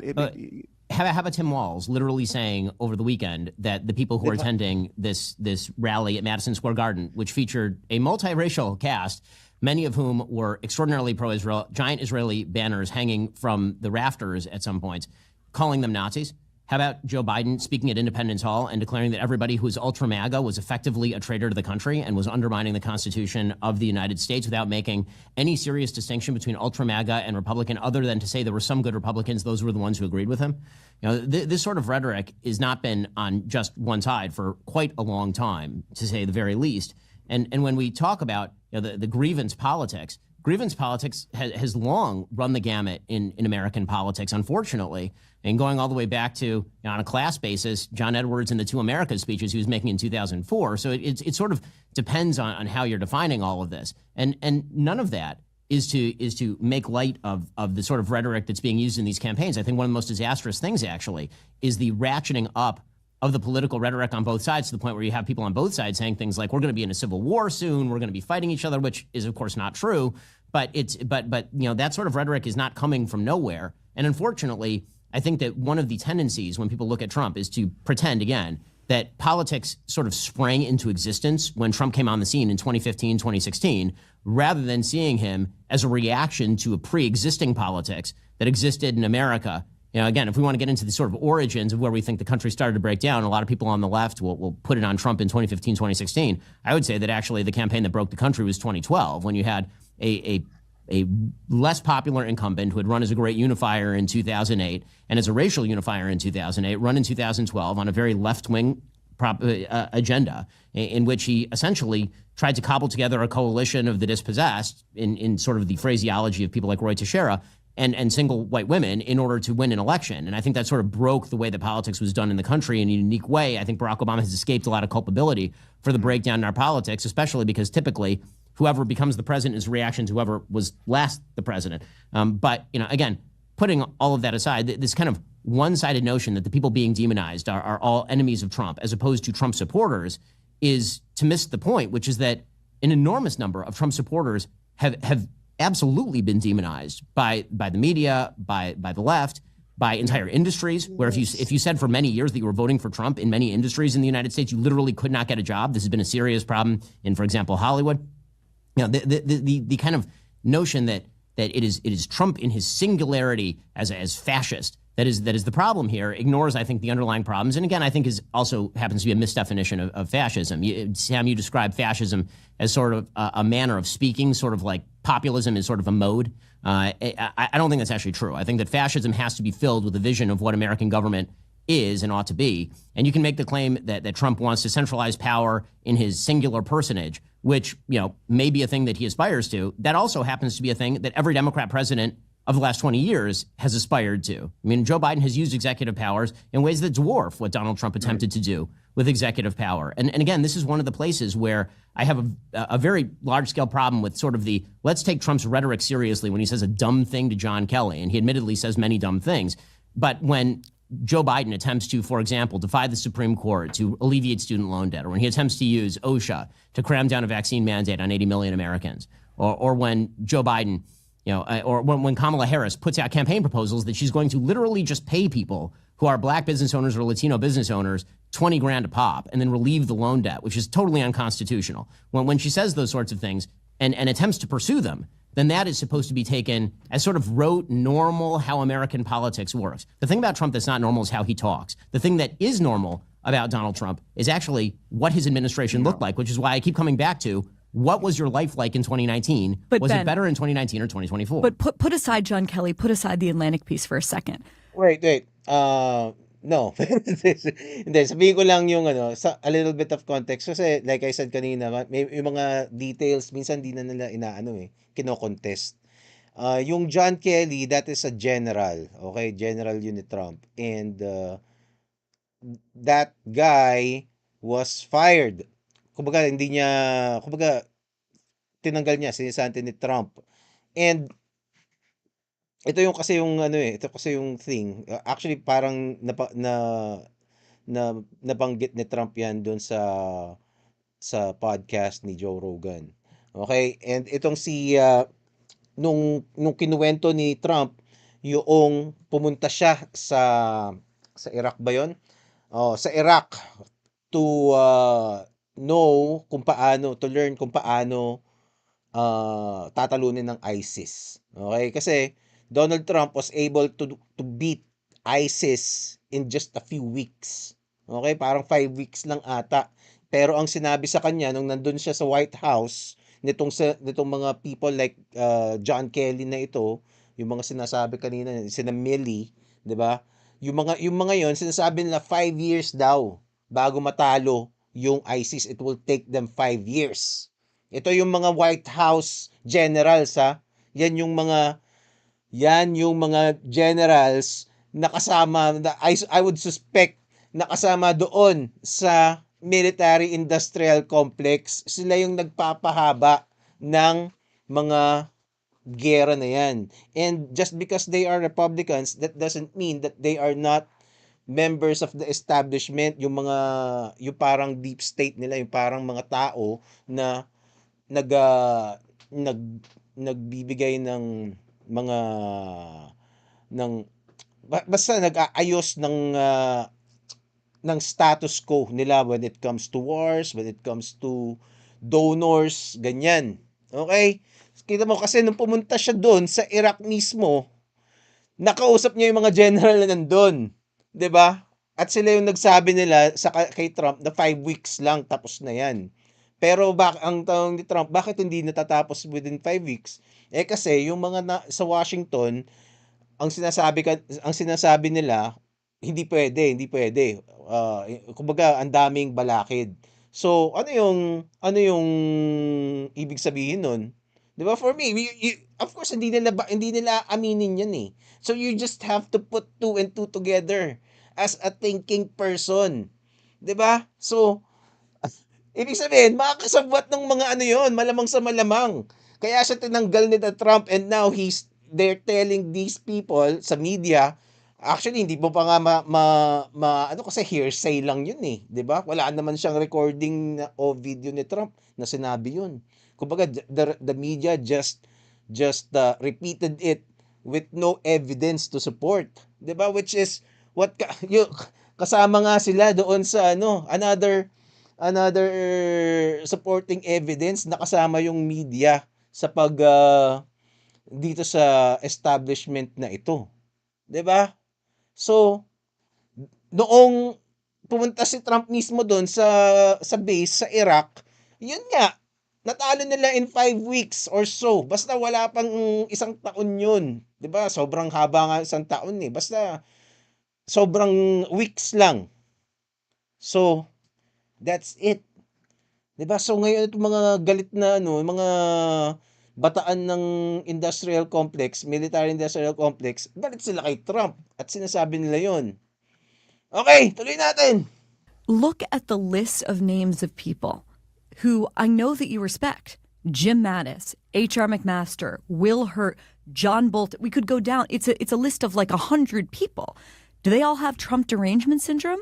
I mean, what are they seeing that is leading them to sound such an alarm? And what do you make of the argument that Trump has now burned through all of the A-listers, the B-listers, and arguably the C-listers, and he's left with like Mike Lindell and, Kash Patel that are not going to be able to restrain him in the same way. I think that's a pretty compelling argument. It's less compelling to me considering that there are a bunch of holdovers who certainly would go back into the administration. So, for example, Mike Pompeo is very likely to go back into the administration as Secretary of State.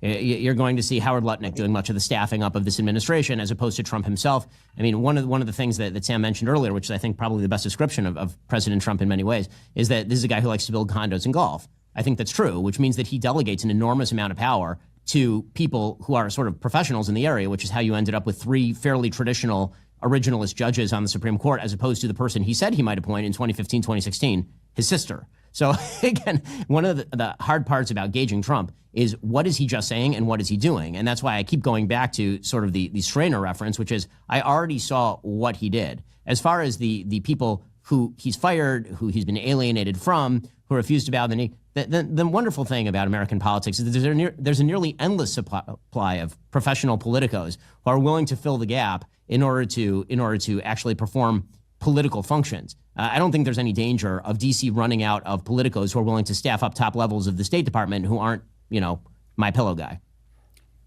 Okay. I know a lot of people that are sitting out this election or writing someone in. And the reason for that is because they're absolutely disgusted. They're disgusted with Trump for all of the reasons that Sam has been articulating in this conversation, some of which I think Ben would agree with. But they're also disgusted with what they see as the lies and the hypocrisy coming from not just the Harris campaign, but more broadly, the left. They see a party that claimed to care about democracy, but then undermine democracy by anointing a candidate instead of holding an open primary. Yeah. They see a side that claims to care about the rule of law, but then weaponize the rule of law against their chief political opponent with feckless political lawsuits. Let's exempt the Georgia case for a minute. And then with Kamala Harris in particular, they see a candidate that they view as having lied about Biden's fitness for office, who even attacked the integrity of the U.S. attorney for writing that the president was too old and too senile to prosecute, and who still is doubling down on that lie, saying in a recent interview on CNN. Si Joe Biden, meron siyang kaso, okay? Meron siyang kaso na tungkol dun sa same thing na parang kaso ni Trump yun tungkol dun sa mga ang tawag dun, sa mga papeles na yung mga classified, basta yung mga classified documents. Kasi dun nung ni-raid yung bahay ni Trump, yung Mar-a-Lago, nakuhanan siya ng mga classified documents. So, kinasuhan siya dahil doon. Okay? Etong si Joe Biden, kinasuhan din siya dahil nahanapan din siya ng mga classified documents. Okay? So, ngayon, itong si Trump, kinasuhan siya, tapos pinersecute siya. Si Joe Biden, kinasuhan siya, pero yung DA, sinabi, hindi pwedeng kasuhan to kasi ulyanin na siya eh. Sinahil na siya. Diba? Kaya hindi tumuloy yung kaso. Pero dapat, parang double standard talaga yun eh. And ang matindi niyan, Joe Biden, they're telling them na Joe Biden is too senile to face the court. Pero he's not too senile to become president of the United States. Diba? How the fuck do you, kumbaga, consolidate that to make sense? Tuloy natin. And that she has no regrets about defending Biden's mental capabilities. Sam, I don't know anyone who hates lies and liars more than you.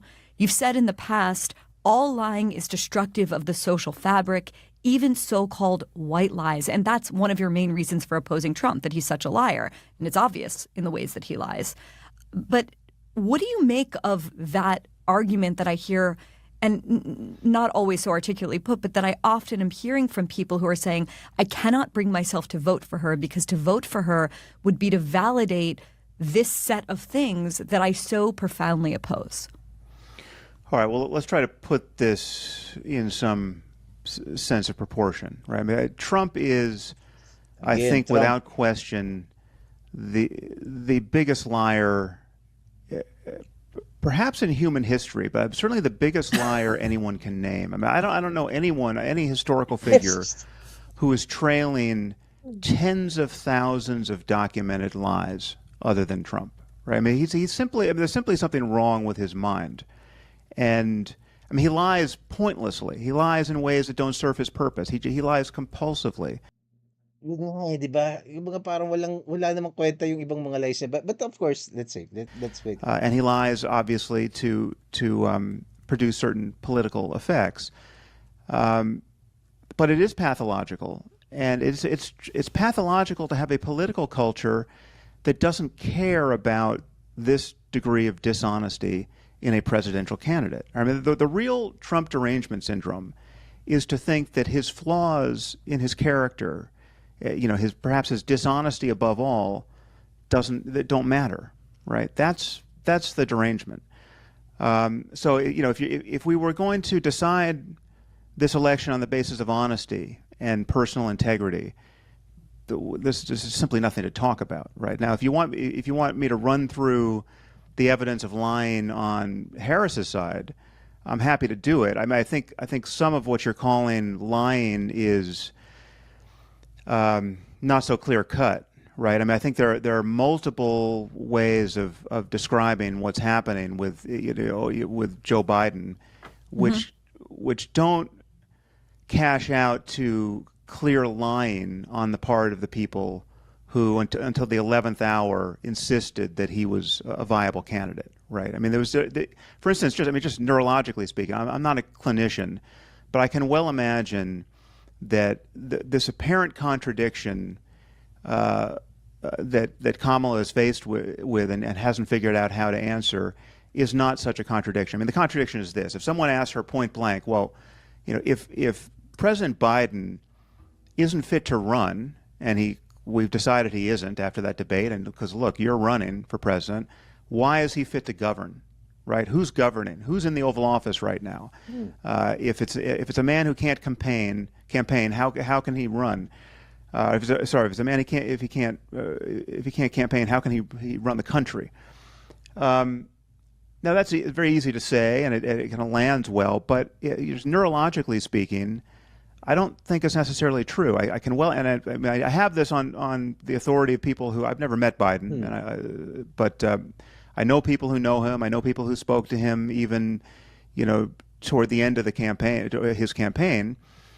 And there's a difference between being able to perform in public at a debate and being able to being compos mentis, given enough time in a long conversation about decisions that have to be made. And I can well imagine that while he's obviously not fit to campaign, and much less debate, that if you get him in the Oval Office and you ask him about, what should we do about Iran, he's of sound mind, and he was never a great speaker, and what you meet in him is somebody who can still govern. Right now, is it ideal that someone that old be in that position of power? I don't think so.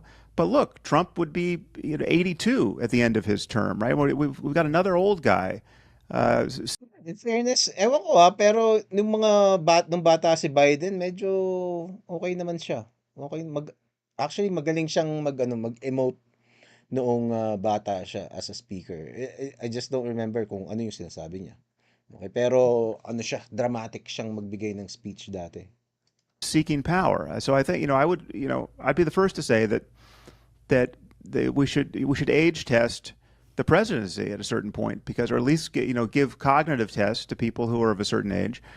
But again, I think there's probably some daylight between how Biden shows up even now in the Oval Office and how he shows up on our television sets as a totally moribund figure, and as someone who can't campaign for the presidency. So you don't think, Sam, the people around Biden covered up his mental condition knowingly? Well, yes, but what they're covering up, again, this is not, I don't have any inside knowledge here, but I have a sense that this seems quite plausible to me, right? What they're covering up is the fact that he's getting worse and worse as a candidate, right? He was never a great candidate. He was never a great speaker. He's not someone who can speak extemporaneously like Ben Shapiro, right? it's just not, that's not how he was ever wired. Stuttering, whether his stutter was the problem or not, he's just not a great speaker. And Kamala Harris is not a great speaker.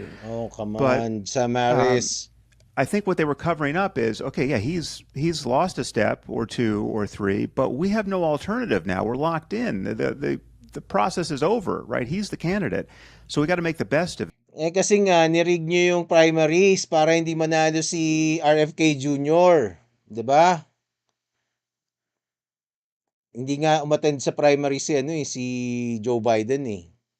And we got to figure And they also did that against Bernie Sanders for Hillary Clinton. Out, how to get him in front of the camera at the right hour of the day so that he doesn't look like he's going to fall asleep. And that I could imagine was, one long emergency, or it certainly became one at the end of at the end of his campaign. And the debate, what the debate did is made the entire country realize, all right, this is totally unsustainable. But it's not the same thing as knowing that this is a weekend at Bernie's presidency, and there's no one in the Oval Office, and the country's being governed by functionaries whose names we don't know, right? That is not plausible to me. But yes, I think it would be good to have a younger president. There's no question. But for the people who say, just to follow up on one aspect of that question, who say, I would have loved an alternative to Donald Trump.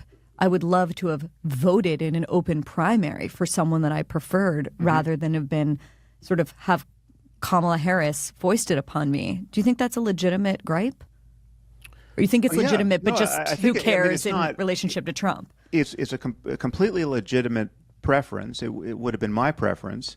I think we would have a stronger candidate. I think Kamala herself would be a stronger candidate now if she'd gone through that process. I mean, one of the things she's suffering is just the fact that she had to hit the ground running at 1,000 miles an hour, and we're witnessing all the kinks in her campaign get worked out when a campaign should be closing the deal, right? So I mean, that's just, she would have been stronger had she prevailed and became the candidate through that process. But I think it was not fascism that delivered that circumventing of a primary. It was the Democratic Party did what it did, right? They didn't disenfranchise half the nation. I mean, that was not what was happening.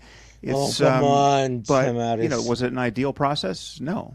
I think the distinction maybe between the two of you when it comes to the question of Trump and his relationship to truth is that, Sam, you see Trump as being a liar, and Ben, you on balance see Trump as a bullshitter. And there's a kind of a difference between the two. Yes. I just want to add something just in case hindi sabihin ni Ben. Itong isang reason kasi, si Joe Biden ang nagsabi nito.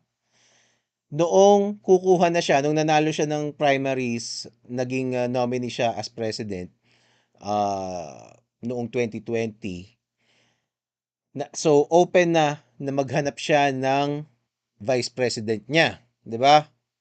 And specifically, kailangan niya, pipili daw siya ng babae.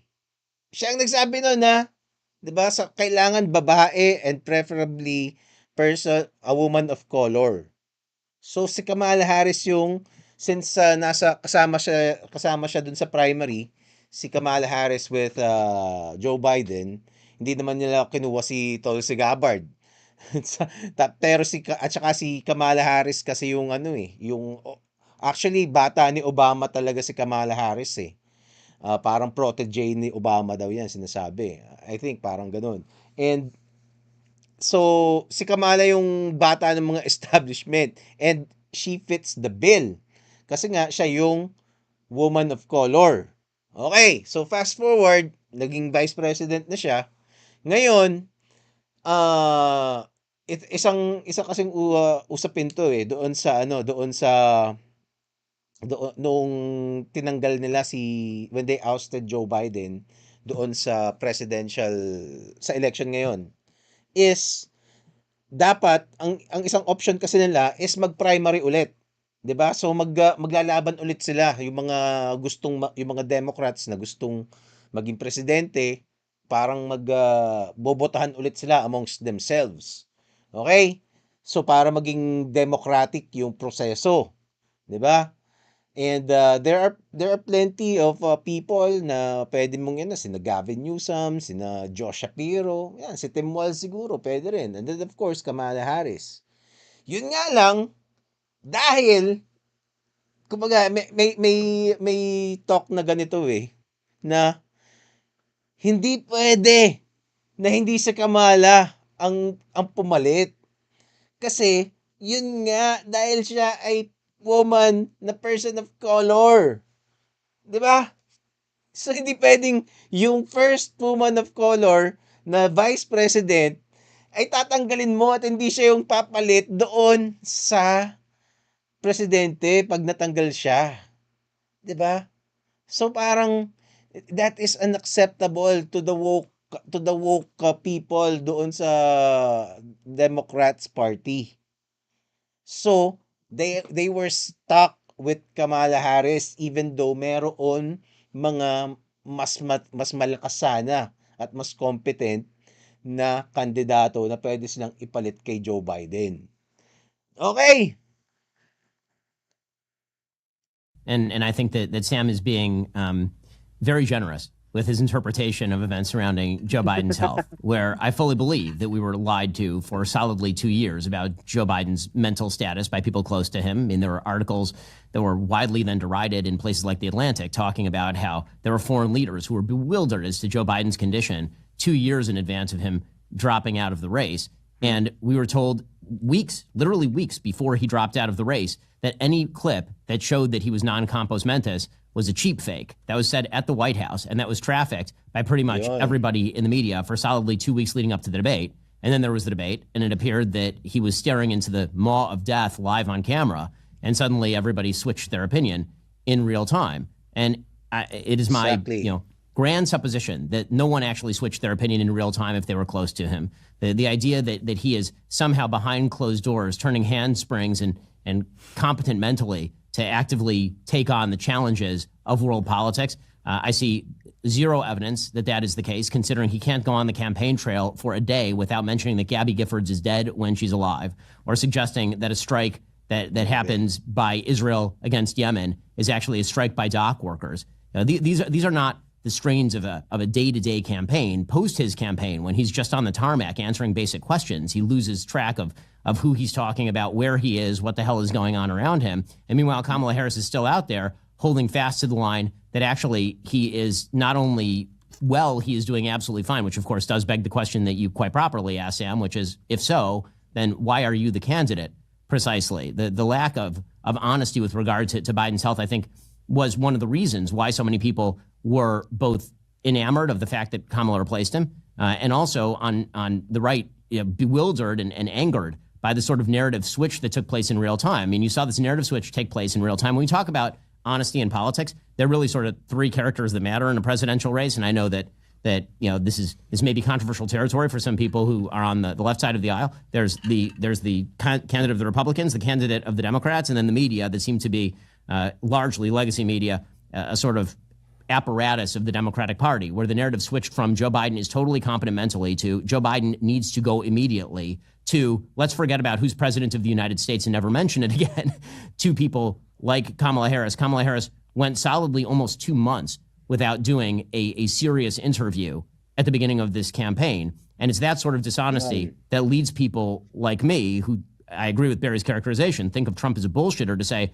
which are the bigger lies? Trump jabbering about his golf game, or the fact that we've been lied to about the health of the president of the United States, or the fact that we've been lied to? Actually, it's interesting that you raise golf, because honestly, if you're a golfer, only a serious golfer can understand how aberrant it is for him to lie about golf. I mean, golf is this one sport that, to a degree that again, it seems completely bizarre, is all about honor and integrity. I mean, if you're Tiger Woods at the Masters and you've won the event and you fail to sign your scorecard when you walk into the clubhouse after the event, you lose the event, right? I mean, that's golf, right? And Trump is someone who has claimed to have won tournaments he didn't even enter, right? I mean, that's just a X-ray vision for any golfer who understands just how insane that is. That's like an X-ray vision into his character, right? I mean, it is a. Sam, I mean, you're taking very, very seriously a man fibbing about his golf score. I'm just saying that right? even the things that you think are totally superficial give you a tremendous amount of unflattering information about the man. I mean, he's just. There's actually something deeper to say about the golf thing. So, funnily enough, I was talking with a friend from abroad, and we were discussing the bizarre debate between Trump and Biden, in which they started discussing their various golf games, which was the most amusing thing I've ever seen in a presidential race. Mortifying. It was incredible. Politics. I thought it was hilarious, and not only did I think it was hilarious, I thought it actually said something far deeper and more interesting about the state of American politics, which may be why. I think that there may be a difference in the level of sanguinity between Sam and me when it comes to the health of the republic. So the way that I saw that, there's two ways to see that. There's glass half empty, which is you have two old men jabbering about their golf game. And then there is the sort of glass half full perspective, which is we are such a powerful and durable country that we can put two 80-year-olds on a stage jabbering about their golf game to one another. And whichever one jabbers worse, we will make the president of the United States. And you know what? We will still be the most powerful country on the face of the earth, and everyone will love it. Because that's the reality. The institutions of the United States are incredibly durable. I mean, this is something that whenever we hear about, the threat of Trump, and I hear from the right too. You'll hear from the right the sort of statement, this is the last election. And I've ripped on it when the right says this. I don't like this. I don't like when Trump says it. I don't like when any politician suggests this is the last election. Elon Musk is saying that every single day right now. And I don't like when Elon says that. I think that that's wrong. I don't think that this is the end of the republic if Kamala Harris wins the election. I think that if Kamala Harris wins, then people on my side of the aisle will need to go back to the drawing board and figure out new strategies on how to thwart whatever her agenda is. But because my view of American politics is that it will continue and the institutions are durable, that means that my choice really becomes about who do I think is going to best function inside those durable guardrails that are most likely going to hold back most of the excesses, if not all of the excesses of the candidates, and who is going to be more professional at manipulating those guardrails. And I think that Trump's amateurism and lack of professionalism when it comes to manipulating those guardrails in some ways is a point in his favor, as opposed to the professionalism of the Democratic Party on this sort of stuff.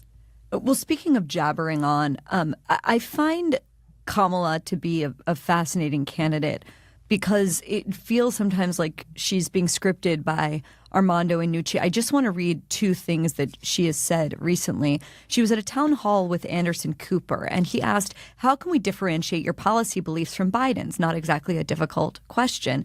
This is what she said. Well, there's a lot that was done, but there's more to do, Anderson, and I am pointing out things that need to be done but haven't been done but need to be done. I could do a dozen of these right now, and, when you have a Democratic grandee like David Axelrod, not exactly a simp for Donald Trump, getting on television and accusing his candidate of going to word salad city, you kind of can come to understand why some people are choosing the comprehensible bullshit of Trump over the incomprehensible Kamala Harris. At least comprehensible bullshit. When I'm listening to her, I'm like, what is this person actually standing for? What is she actually saying? What is the positive vision here beyond I'm not Donald Trump? And maybe I'm not Donald Trump is enough for a lot of people. But I'm watching her obsessively looking for that positive vision, and I'm not seeing it. And Sam, even in the beginning of this conversation, I asked you, why are you voting for Harris? And the answer amounted to, because she's not Donald Trump, which I get. But like, help me see, what is the positive vision there beyond the fact that she's not him? Run. Yeah, well, as I said, not him is really enough, and it should be enough, because, again, for me, it all falls out of the big lie and not committing to a peaceful transfer of power. I mean, that is so destructive of the health of our democracy that I just think there's nothing else need be said, right? And I wonder, if not that, what Trump could do that would disqualify him in Ben's eyes, right? I mean, perhaps Ben could tell us, but for me, that's if he used SEAL Team 6, if he used SEAL Team 6 to kill his political opponents, I think that would probably disqualify him. Well, here's something that might be disqualifying that has not yet come up in this conversation. January 6th happened 4 days after Trump called the Georgia Secretary of State to say, I just want to find 11,780 votes. Let me repeat that. I just want to find 11,780 votes. To me, that's arguably worse than January 6th. How does that get a pass? Okay, so it's not that gets a pass. I mean, obviously, there's an ongoing court case regarding it. Now, there's always a matter of interpretation when it comes to President Trump. There's the interpretation where he's asking the Georgia Secretary of State to falsify 12,000 votes in order to overturn the electoral results in Georgia. And then there's the interpretation, which I find frankly more plausible, which is that Donald Trump actively believes in his mind that there are a bunch of votes that are hidden in Georgia, and he believes that those votes can be found if the search goes on long enough. He just wanted 11,000 of them. All he needed was 11,000. Well, yes, because that would achieve the victory. He doesn't care about finding the other 40,000. Have you listened to that audio recently?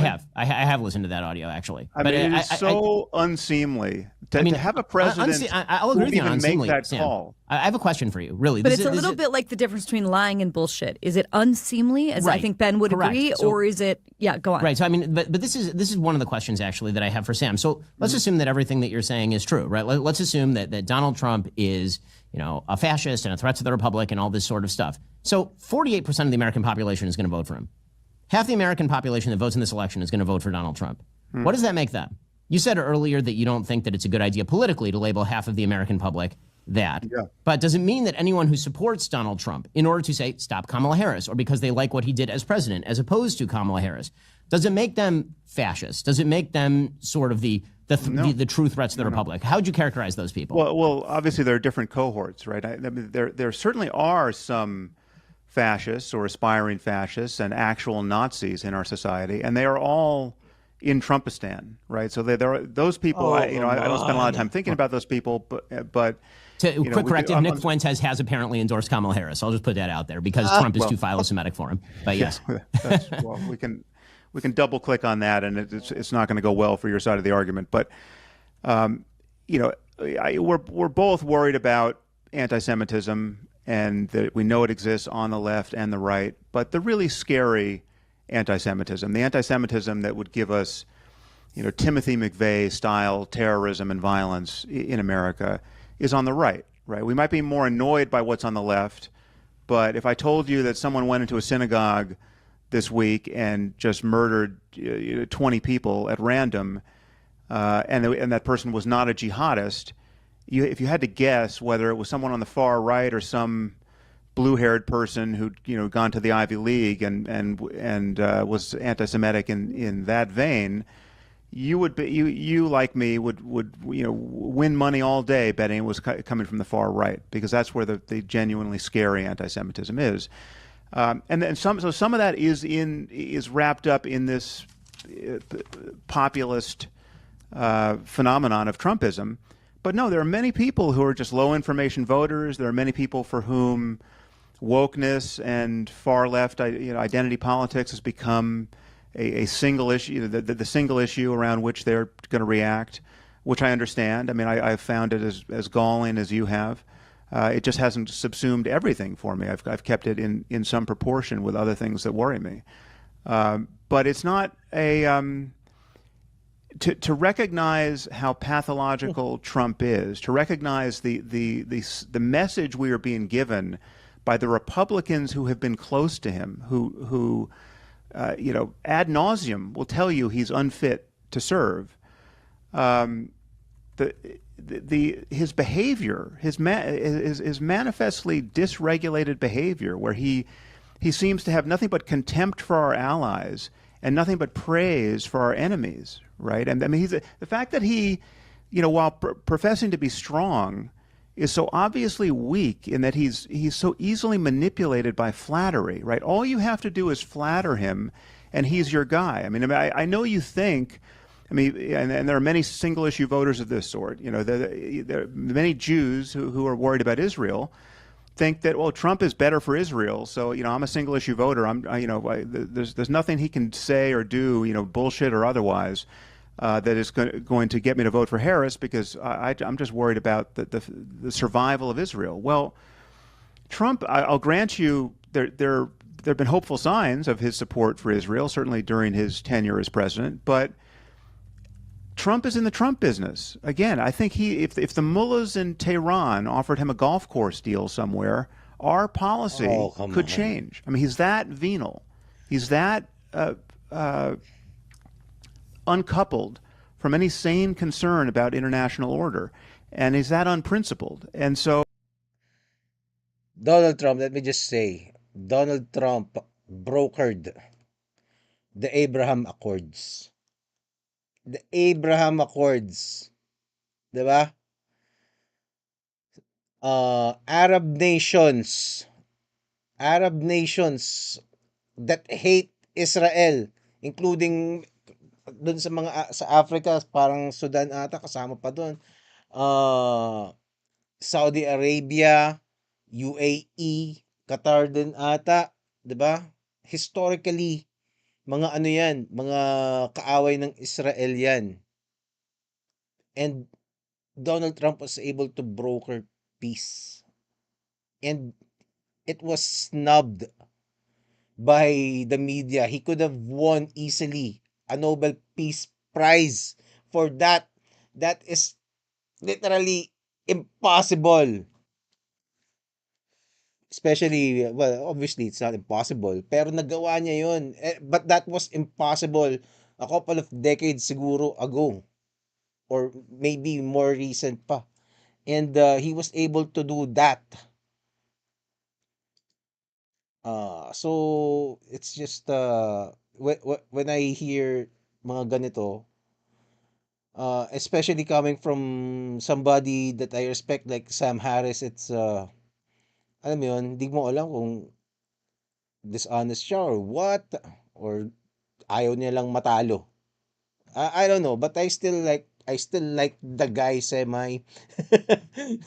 Yun nga lang, maybe pag hindi na presidente si Trump, I will go on liking him again. Pero kasi itong si Sam Harris, he's also one of the people na yung mga anti-woke, ganyan.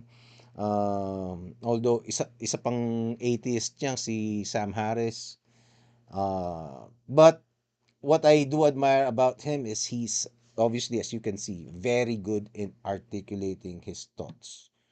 Okay? So I just think there's a corruption that runs, all the way through the man that does not make him a reliable ally to anyone.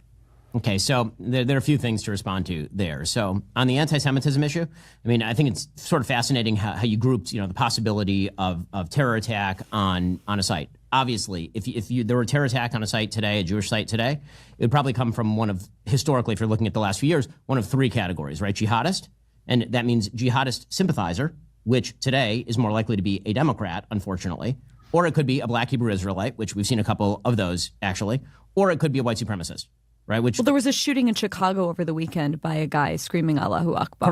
Correct. Yeah. That's right. Well, don't get me started on jihadism because that'll take 2 hours. Well, an area where we certainly agree. I don't think there's any daylight there. But exactly. But this is one of the when you say genuinely scary anti-Semitism, it turns out that there are multiple forms of genuinely scary anti-Semitism. One is the sort of individual anti-Semite who goes and murders Jews. And then there is a second type of genuinely scary anti-Semitism, and that is a system-wide infusion of anti-Semitic worldviews into an entire party. And you are seeing that happen inside the Democratic Party right now. And that is very frightening to me as a Jew and as an American. When the intersectional ideology, which suggests that victimization is equivalent to failure, that you failed in life, therefore you are a victim of something. And again, you can see that in a lot of grievance politics, but you see it in intersectional terms on the intersectional left. And the idea, therefore, that if you are Jewish, that means that you're successful, that means you're an exploiter. And that is now, that matrix is then applied to international politics in the way that, say, Ta-Nehisi Coates has been applying it to the Israel-Palestinian situation. And that becomes a deeply held belief inside the Democratic Party. This is why, for example, by polling data, what you see is that Republicans support Israel 66-8. And what you see is that Democrats, barely plurality, maybe support Israel. And among young Democrats, a plurality actually don't support Israel. They support the Palestinians. That, to me, is a more systemically scary thing than what's been happening on the right. And again, you're talking to somebody who is a victim of an enormous amount of anti-Semitism, including from people like white supremacists in 2015, 2016. So it's not like I don't have any experience with this sort of stuff. They continue to hate me just as thoroughly as they ever hated me. And in fact, it's one of the reasons that many of them have gone anti-Trump, is because I support President Trump. As I mentioned before, I've campaigned with President Trump. I've taken him to the OHEL. Because of that, they are very angry with President Trump. The sort of speculation you have to get to the idea that Donald Trump is going to be more anti-Israel than the Biden-Harris administration, after being the most pro-Israel president in American history, just in political terms, he was the most pro-Israel president in American history. That is a far stretch. And as to the idea that President Trump is easy to manipulate on foreign policy, again, when it comes to his rhetoric, I don't disagree that very often he will say kind things about anyone who will say a kind thing to him. What I look to is what was the actual political outcome of his presidency. The actual political outcome of his presidency. Under Barack Obama, there was an invasion of Ukraine. And under Joe Biden, there was an invasion of Ukraine. And under Donald Trump, there was no invasion of Ukraine. And that is because Donald Trump is wildly unpredictable. And it turns out that wild unpredictability in foreign policy, again, is not actually a particularly terrible thing to have. Some of that, by the way, is actual strategy by President Trump, believe it or not. President Trump has openly spoken about the fact that he will bluster and he will threaten, and you don't know quite what he's going to do. So you can attribute that, if you want to, sort of his natural instability. But the reality is that he actually sometimes applies that sort of unstable formula for foreign policy in a way that does scare off America's enemies. I think putting character aside, because I don't think that the two of you are going to see eye to eye on that question, I think that probably the strongest argument for Trump is his foreign policy legacy. Not just because wars weren't breaking out, but good things happened, like the Abraham Accords, like incentivizing European allies to take more responsibility for their defense. And I think the choice sometimes feels like you have, perhaps stability, but weakness from her and craziness from him. So it feels sometimes like a choice between crazy and weak. Sam, I would love for you to contend with, Ben's argument here. That's one way to put it. Trump's foreign policy, as blustery and frankly crazy as he was, and many of the things he said when he was president absolutely alarmed me. But looking back, in retrospect, did it lead to a more stable world when you look at the foreign policy picture? Well, again, as I said, I have reasons to think that looking back is not as instructive as we'd like it to be, because there were so many guardrails in place which Trump smashed into and has vowed to remove for his second term, right? I mean, all these people who are warning us, again, the 40 of the 44 most senior, most appointees, all of these people were the guardrails, and they all came away saying, yeah, he crashed into me and eventually fired me because I wouldn't let him do that insane and illegal thing he wanted to do, right? I mean, we're talking about generals who had to convince him that we couldn't use our nuclear weapons, right? I mean, this is not a normal situation, right? This is a Trump is somebody who thinks that you can stop wars if all you need to do to stop a war is to bring in some wheeler dealer from Queens and negotiate it like it's a condo renovation, right? I mean he's just this is all bullshit. Yeah, I mean bullshit is the right word for much of what comes out of his mouth. And yes, I'll grant you that he can seem crazy and unpredictable, and because he is somewhat crazy and perhaps unpredictable, but he's not all that unpredictable. I mean, he's predictably bent around by flattery. I mean, you can be as odious a person as the leader of North Korea that's kept his entire society in what is effectively a prison camp, and all you have to do is flatter the man, and he will claim to be in love with you, right? And as far as an ally with Israel, I mean, he's just like, if memory serves, Trump's first utterance, public utterance after October 7th, was not some completely sane and compassionate expression of solidarity with Israel. It was some petty criticism of Netanyahu because he had felt slighted by Netanyahu. I mean, he's the guy who, when the Twin Towers came down after 9/11, he jumped on the radio and said, and many people say I have the tallest building in New York now, right? I mean, that's the man, right? That's the man who we've already elected. But from a policy perspective, do you think a Harris administration would be better on Israel than a Trump administration? I do, because it would be staffed by sane people, and what we have. Again, do you want Mr. Pillow guy in the conversation with Mike Flynn and Candace Owens? Who's going to be in there? Jack Posobiec? I mean, on his Israel policy, Mike Pompeo and David Friedman are the most likely people to be in the administration, and on Kamala Harris's side, it's most likely to be Philip Gordon. He is surrounded by grifters and maniacs. Sam, I know precisely the people talking to him, right? So I'm not speculating about that. I mean, one of the arguments. So there are a couple things that I think are worth noting here. One is that you say that past performance is no indicator of future performance about him, and you also say that about her. So I grant you that there's consistency there. I tend to think that the best indicator of what a second Trump term will look like is what a first term will look like. I can tell you why it's not a good indicator for him. It's not the same dynamic doesn't hold for her. I mean, she's again. So will a Kamala Harris term look like? So will a Kamala Harris term look like her first Kamala Harris term? And then just final point, you keep using the word normal, and I think there are a lot of Americans who hear normal, and what they actually hear is situation normal all fucked up. Meaning we've done normal politics a lot, and it turns out that things were kind of fucked up. And Trump, things were not normal, and things in terms of actual day-to-day life, economically, foreign policy-wise, were less fucked up. And so would we all prefer a choice between normal and not fucked up and normal and not fucked up? That'd be great. That not fucked up would be a great status quo. But the reality is that there are a couple different operative levels of normal. And one of the things that I think people want normalcy from is their lives. If people had felt satisfied that Joe Biden had restored normalcy when he came into office with a popularity rating in the high 50%. And within a year, he had sunk those popularity ratings down into the low 40s because it turns out he was not normal. It turns out that he could say all the things that he wanted, that he could mutter whatever he wanted into a microphone. And Americans did not feel sanguine. They did not feel stable. They did not feel that him blowing out the spending, for example, or pulling out of Afghanistan, leaving billions of dollars behind while lying to the American people for months that everything was going to be totally hunky-dory over there. They didn't like that either. And so this kind of the reference to the word normal over and over and over to only refer to the behavior of the candidate as opposed to the life lived by Americans is the reason that despite all the excesses, some of which you and I agree on, Donald Trump right now is running dead even with Kamala Harris and maybe ahead.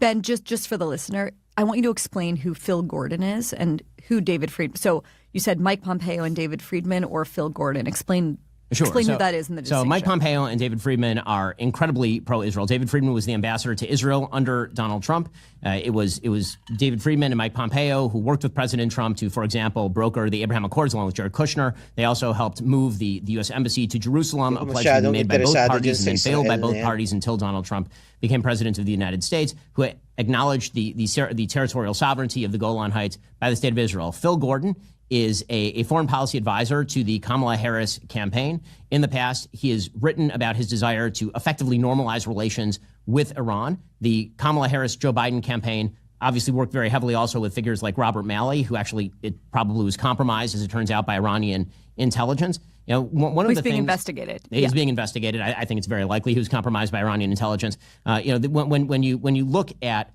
the team, I think one of the things that's sort of fascinating about the duality between Trump and Biden-Harris is something that Sam, you'd once suggested that one of the things that about Trump is that he obviously, in your opinion, has no principles, that he's completely variable, that he does wild things, he says wild things, and that he doesn't have sort of a plotting, go along to ideological sort of thrust.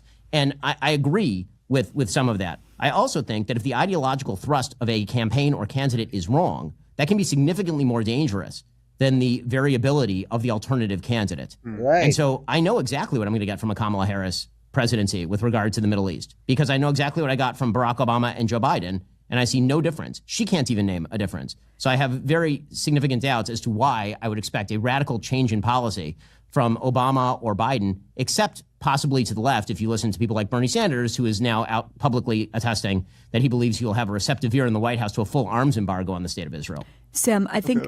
Well, I just got to respond to some of that because I am like Ben, and I think like you, Barry, not satisfied with the noises that have come out of Democrats' mouths since October 7th, right? So I was simply going to pay you a compliment and say that of all of the people, sort of, I think you have been since October 7th the most powerful moral voice, let's say broadly on the center left on this question, which is why I think people are going to be really curious to understand why you think, again, it's impossible to put character to the side, but just on a policy level, why you have faith that the Democratic Party is going to be stronger against jihadism, stronger against Iran, and more muscular in its support of Israel.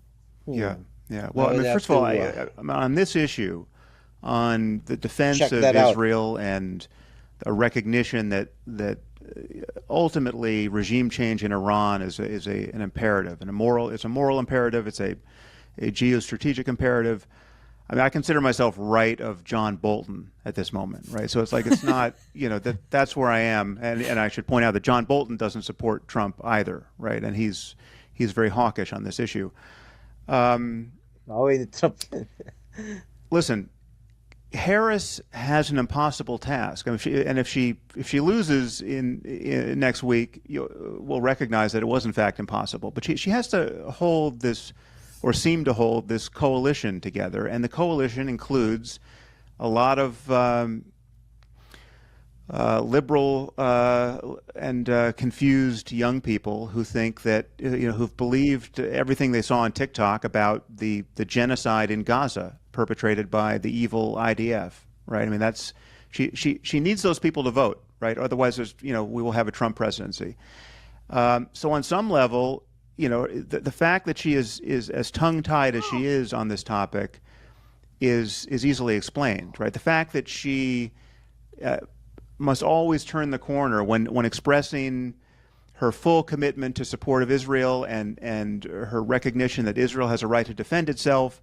Seemingly, she always has to complete that sentence with, but of course, we need a ceasefire, and there's been far too much death and destruction in Gaza, right? It's been unconscionable, right? She has to give that whole thought and never just the first part, right?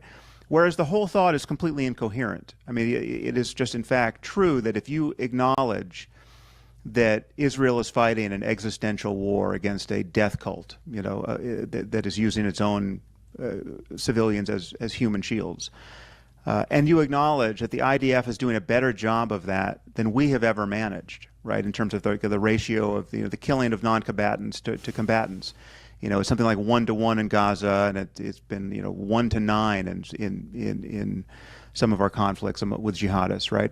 So if you acknowledge that they're doing a better job than we have, you can't then complete the sentence with, but of course we need a ceasefire, and there's been far too much death and destruction in Gaza, and it's unconscionable, right? No, they're fighting a defensive existential war, and they're doing a better job of it than we ever have, and we should support them, right? That's the policy I want from my party, and that's the policy, whether we're going to get it rhetorically or not, that's the policy I think we will get from a Harris administration. I mean, if you look at what Biden has done, I mean, Biden in the beginning, immediately after October 7th, was great. I think Ben would acknowledge that his going immediately to Israel was great, and Israel has gotten a ton of support. I mean, in this latest, I mean, there have been hiccups, and there's certainly been rhetorical errors, but we have given more aid to Israel in the last year than we've ever given Israel. And in this latest mission, where they flew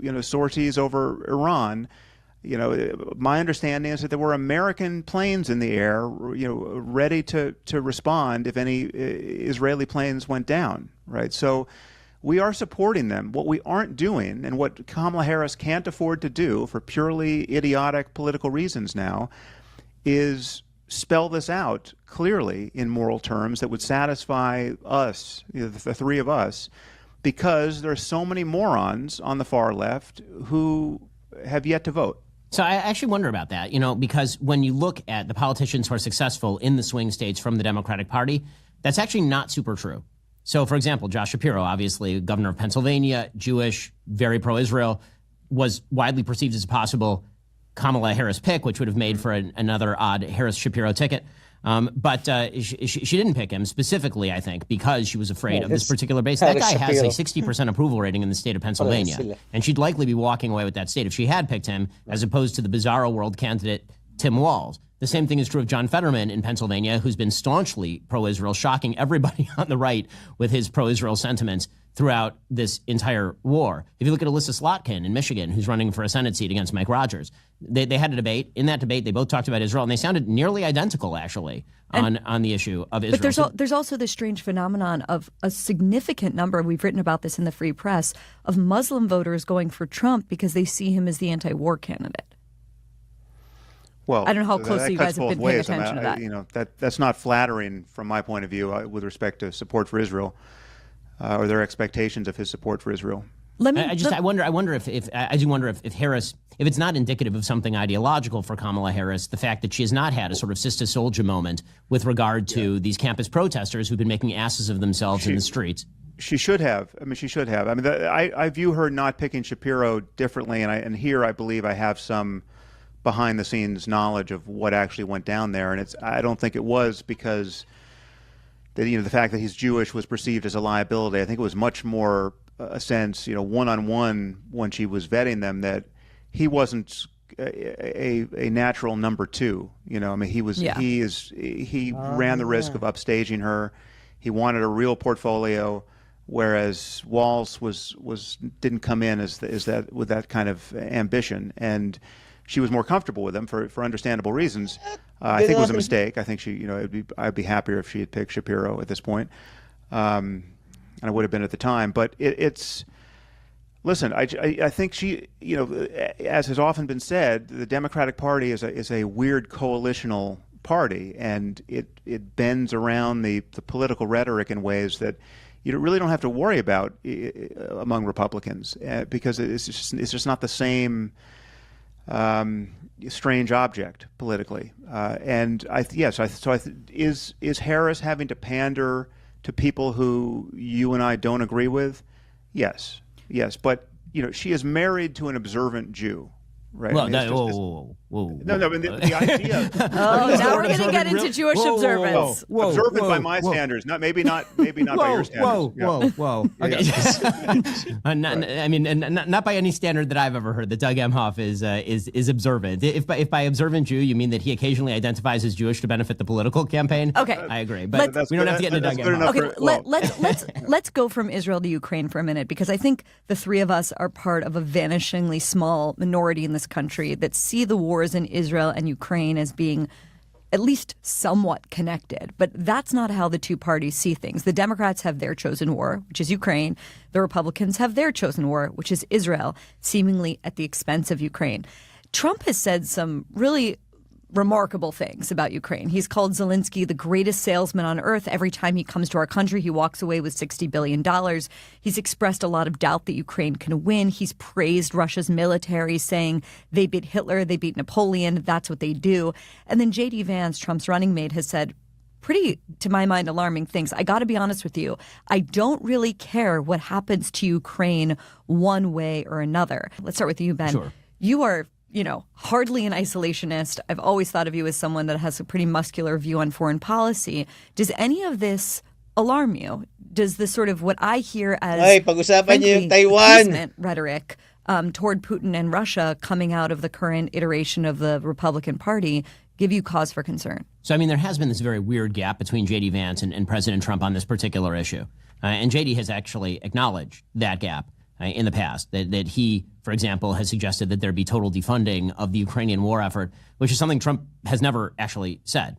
Right? Trump has been pretty cagey about what he wants to do on Ukraine, but when I have asked him about Ukraine, he has actually suggested that he would continue to fund Ukraine sufficient to essentially solidify the borders that are currently there, which seems to be, I think, the most realistic policy considering what's going on there right now, since it doesn't look like a Ukrainian liberation of Crimea or the Donbass region is in the offing anytime in the near future. And so then the question sort of becomes, how do you best get to an off-ramp that solidifies the lines and then deters future war? Trump seems to be more along those lines. A lot of the lines that you say, one of the weird things about when Trump talks about these sorts of things is that you can sort of read them both complimentarily, and then you can also read them as though he's being derisive. So when Donald Trump says, for example, that Zelensky's a wonderful salesman, he walks away with $60 billion every time he leaves.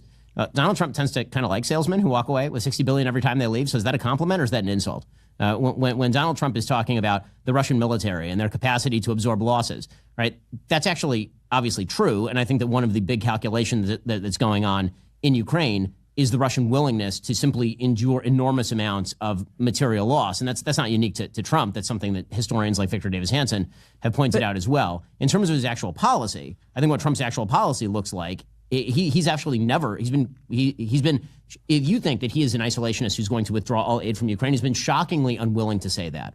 Shall we say that? Which is a thing. He's rarely shockingly unwilling to say anything, but he has never said in any sort of context that he would full on withdraw American support from Ukraine. He's called on Europe to pay up more, right, which is the same sort of stuff that he said about NATO.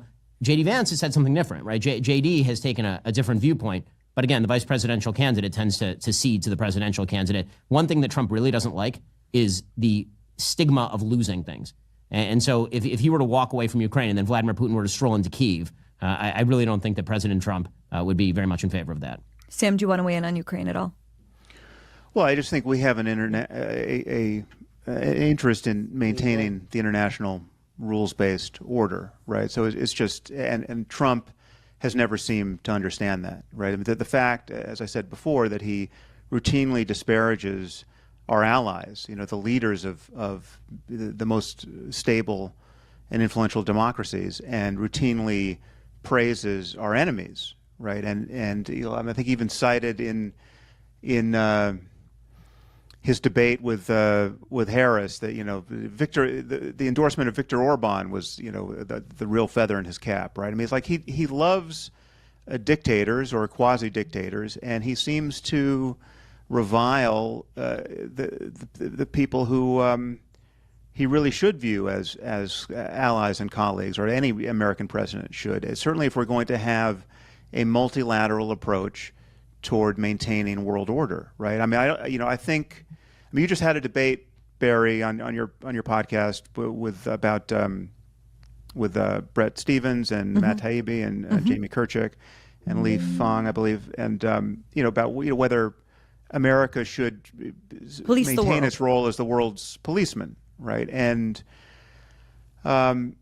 clearly it should, but I mean that is a multilateral job, right? We shouldn't have to do that alone, right? And we can't be strong enough alone, right? So we need our alliances, and Trump has been the worst president in living memory in terms of actually understanding that and encouraging, successfully encouraging multilateral approaches to those kinds of challenges, and glad handing the world's dictators, especially those who are behind the very conflicts that we're most worried about. I mean, Putin is behind both of these wars. One of which the Republicans like, and the other. It's all one war. It's one war.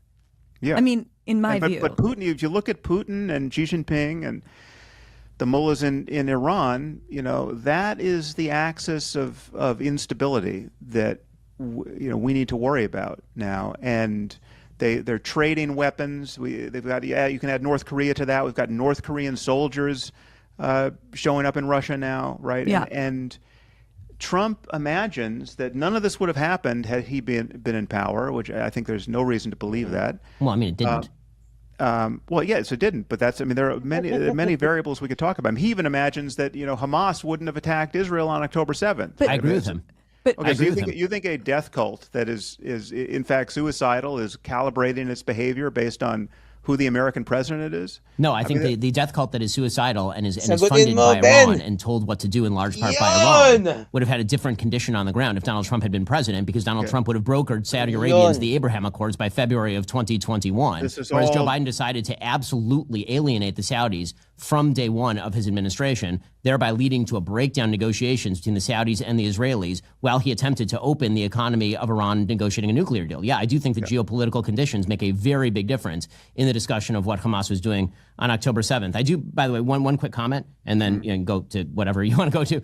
I think that when we talk about the saving democracy or the international rules-based order, I think one distinction between sort of how Trump addresses foreign policy and frankly how I think a lot on the right now address foreign policy is that there's a lot less talk about, say, democracy or the international rules-based order, and there's a lot more talk about what America's interests in the world are, and I don't necessarily think that that's a bad thing. I think that the Biden-Harris administration likes to say democracy a lot while slow-walking aid to Ukraine, for example, or slow-walking aid to Israel, or condemning Israel for supposed human rights excesses in the Gaza Strip. And they like to talk a lot about the international rules-based order, which in my opinion absolutely does not exist.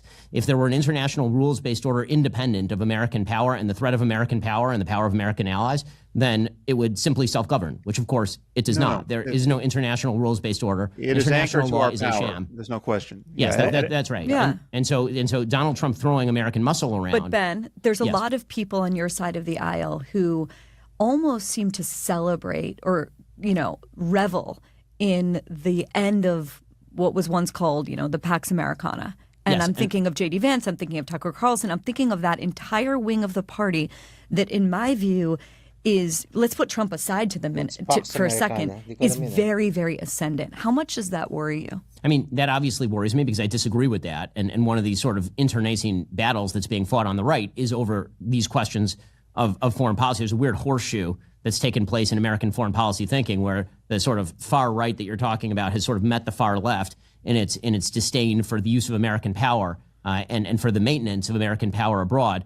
I think that's ignorant. I think that's counterproductive. Obviously, I think that things as simple as freedom of the seas, which guarantee the actual affordability and working of the global economy, are due to the power and projective power of the United States Navy and her allies. And you're seeing that come to a complete crashing halt in places like the Red Sea, specifically because of lack of deterrent power, which is why everybody's now having to ship around the Horn of Africa. So, But we've been yes. talking about Kamala Harris, the sort of missed opportunity for a Sister Soldier moment, maybe with someone like Rashida Tlaib. Do you think that Trump could have had an opportunity for something like that with someone like Tucker? But I would point out that she was censured, right? So, I mean, the far left of the Democratic Party has been shoved to the side by the normal Democrats in a way that the far right of the Republican Party hasn't been. I mean, we have. This is.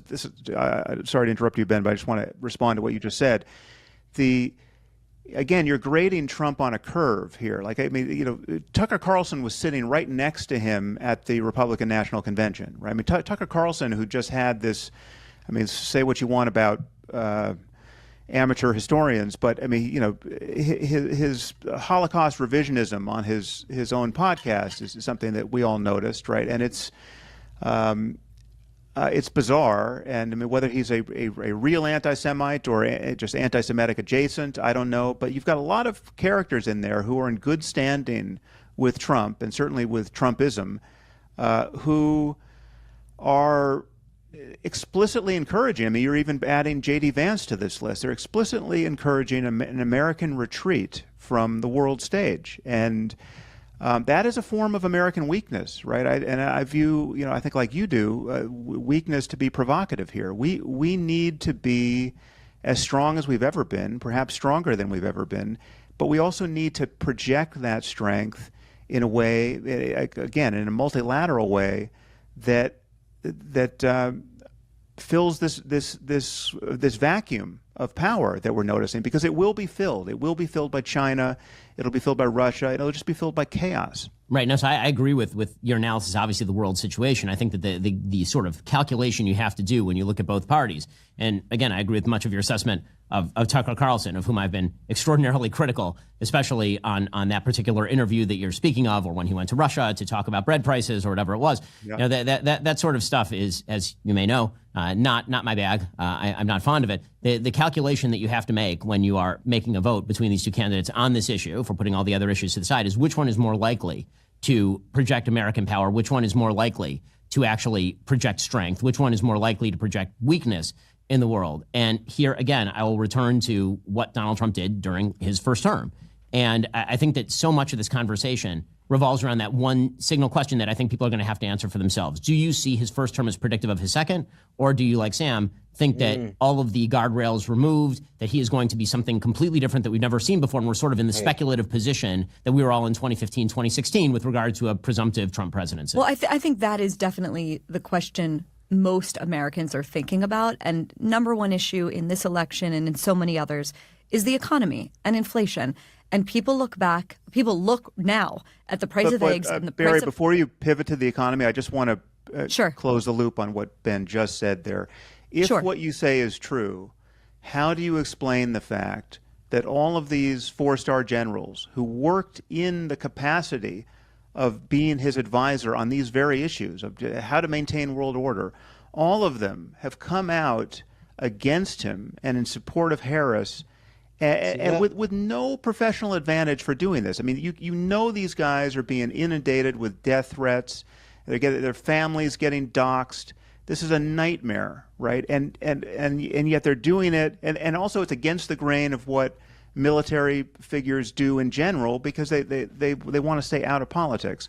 How do you explain their behavior if, in fact, Trump is more likely to credibly project American power in a sane and ethical way in the teeth of all the threats that we face?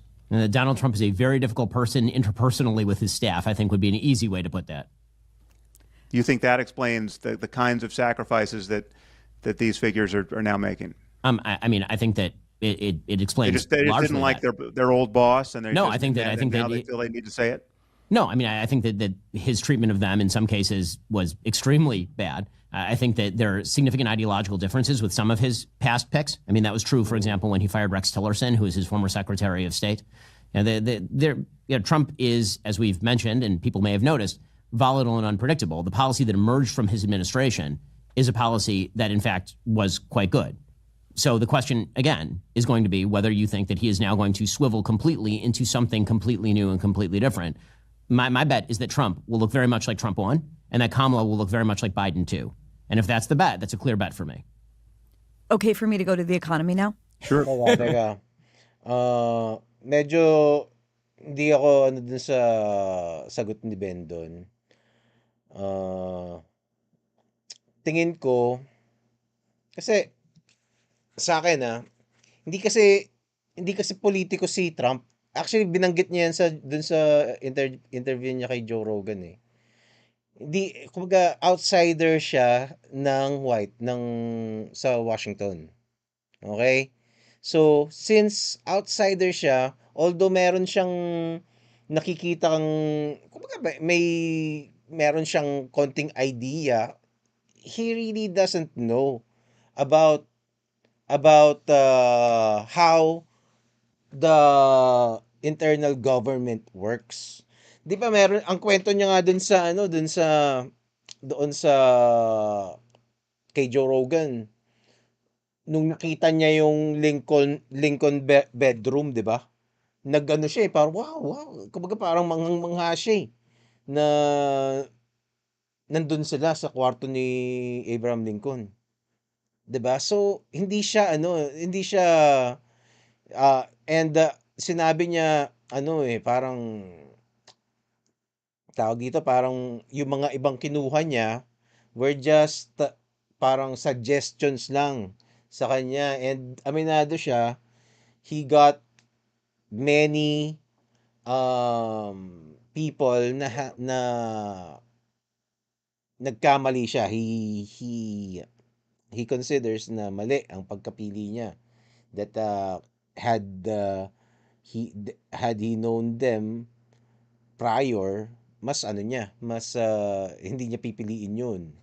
'Di ba? So, nagtiwala siya dun sa mga nag-advise sa kanya na kung sino kukunin, basically. And obviously, some of it didn't turn out na maganda. And siguro may mga kanya-kanyang agendas din kasi, and kasama na rin dyan yung personal ugali nila kung hindi kayo magka-vibe kahit parehas kayong mabait, 'di ba? Pero hindi kayo magka-ugali, minsan may gano'n talaga. But of course kasama pa rin diyan yung possibility na mas pabor sila dun sa establishment kaysa kumbaga parang mga tao ng establishment 'to, this is how we do things, 'di ba? Parang hindi puwedeng ganyan, Donald Trump, kasi ganito yung kinasanayan natin, ganito dapat yung ginagawa diyan. And if Donald Trump, being an outsider, had other ideas, then magkakaroon talaga ng clash. So, I think mas mas plausible 'yun kaysa dun sa sagot ni Ben. I don't know, mas kilala niya si Trump baka wala naman ako dun, 'di ba? Pero parang mas, sold ako dun sa explanation ko. Okay, one question on the economy, a few on immigration, and then we'll close. I know Ben has a trip to make, and thank you guys so much. Ben, you're a free trade guy. Trump has said that the most beautiful word in the English language is the T word, which is tariff. He's proposing a 20% tariff on all goods from other countries. Defend that. How can you possibly defend okay, that? So again, I'm going to chalk this one up to bullshitting, specifically because I think he chalks it up to bullshitting, meaning that one of the things that he recently came out with in the last couple of days, which again seems to be a fresh proposal, is that we trade a tariff regime for the complete revocation of the income tax, which frankly looks a lot sexier to me than just tariffs on their own. If I have to trade higher prices for no income tax, that's at least an interesting proposal. One of the things that Trump tends to do when it comes to trade agreements is talk about how he's going to completely rip up trade agreements and he's going to tariff everything up to the sun. And he tends to use it as a weapon of leverage more than he does actually just tariff things randomly. Yeah. So, for example, he said that he was going to completely tear up NAFTA and do a completely new trade deal. And it turns out that the completely new trade deal looked very much like NAFTA with some of the changes around the edges. Right? Donald Trump had suggested that he was going to heavily tariff Canadian goods that were coming in, and then he actually used it as leverage in negotiations with Justin Trudeau over other issues. So Donald Trump will stake out positions with tariffs that are sort of zero-sum positions economically, and then use those zero-sum positions as a way of cudgeling other countries into doing things that he wants them to do. So do I take seriously the idea that without any congressional legislation at all, he's going to be able to levy a 20% tariff on everything coming into the country? No, I don't. And I think that President Trump, as Sam has mentioned, he likes the wheeler-dealer image. If he is a wheeler-dealer, he tends to use tariffs more as a piece of leverage to get things that he wants, in sort of the same way that he used to say about NATO, well, maybe NATO's not all that important. You guys should increase your contributions to NATO. And the predictable result was the contributions were increased to NATO, and America did not actually stop supporting NATO. Sam, do you want to weigh in on the economy? And I don't know if this is a top issue for you, but go on. Obviously, neither of us are economists, but I mean, the jury is not out on these questions. I mean, again, this is an example of Ben, and as everyone is forced to do, he's grading Trump on a curve, and in this case, you just discount what he says he will do, and imagine what he will really do. Well, because he did it. Well, no, again, based on past performance, based on what he's done in the past. Question. But he's told you that tariffs are his silver bullet, and that he, above all, this is the sweetest word in the English language, I think, above love, and he intends to impose them, right? And so all you can go on is the stated policies of the Harris and Trump administrations by which to judge what's likely to happen. And the Wall Street Journal did that 2 weeks ago, and they went out, they surveyed, I don't know how many economists, and 60% thought all of the variables like, employment and inflation and interest rates, it all gets worse, GDP, all gets worse under Trump, and 12% thought that they would get worse under Harris, right? So you got 60% to 12% according to a Wall Street Journal poll of economists, right? So that's all I have to go on. I mean, generally speaking, if you look at what tariffs tend to do, they tend to be regressive in all kinds of ways that you wouldn't want them to be. So, well, you and I don't disagree on tariff policy. I mean, I actually am quite anti-tariff unless you're talking about a tariff for purposes of protecting a security-laden industry, for example. But Ben, you're basically saying that what Trump does, and he does this time and time again, is he sort of, if you think of tug of war, he takes the last man position in the tug of war not because he believes that position, but because it's his way of sort of shifting the Overton window on a particular subject. Yes. I mean, I'll give you an example. So when we held the fundraiser for President Trump, we had a conversation, and one of the things that Trump said to me, and this allows me to do my Trump impersonation, which, of course, everybody enjoys. Once you're in the Trump impersonation, you can't get out is the only danger. But I was speaking with President Trump, and he was talking about Ukraine and Putin, and he said, you want to know why Vladimir Putin never invaded Ukraine? I don't know if this story is true or not. This is how he tells it. Why Vladimir Putin never invaded Ukraine? The reason he never invaded Ukraine is because I said, Vlad, if you go into Ukraine, I'm going to bomb the shit out of you. And Vladimir Putin said, no, you won't, Mr. President. And I said, well, I might.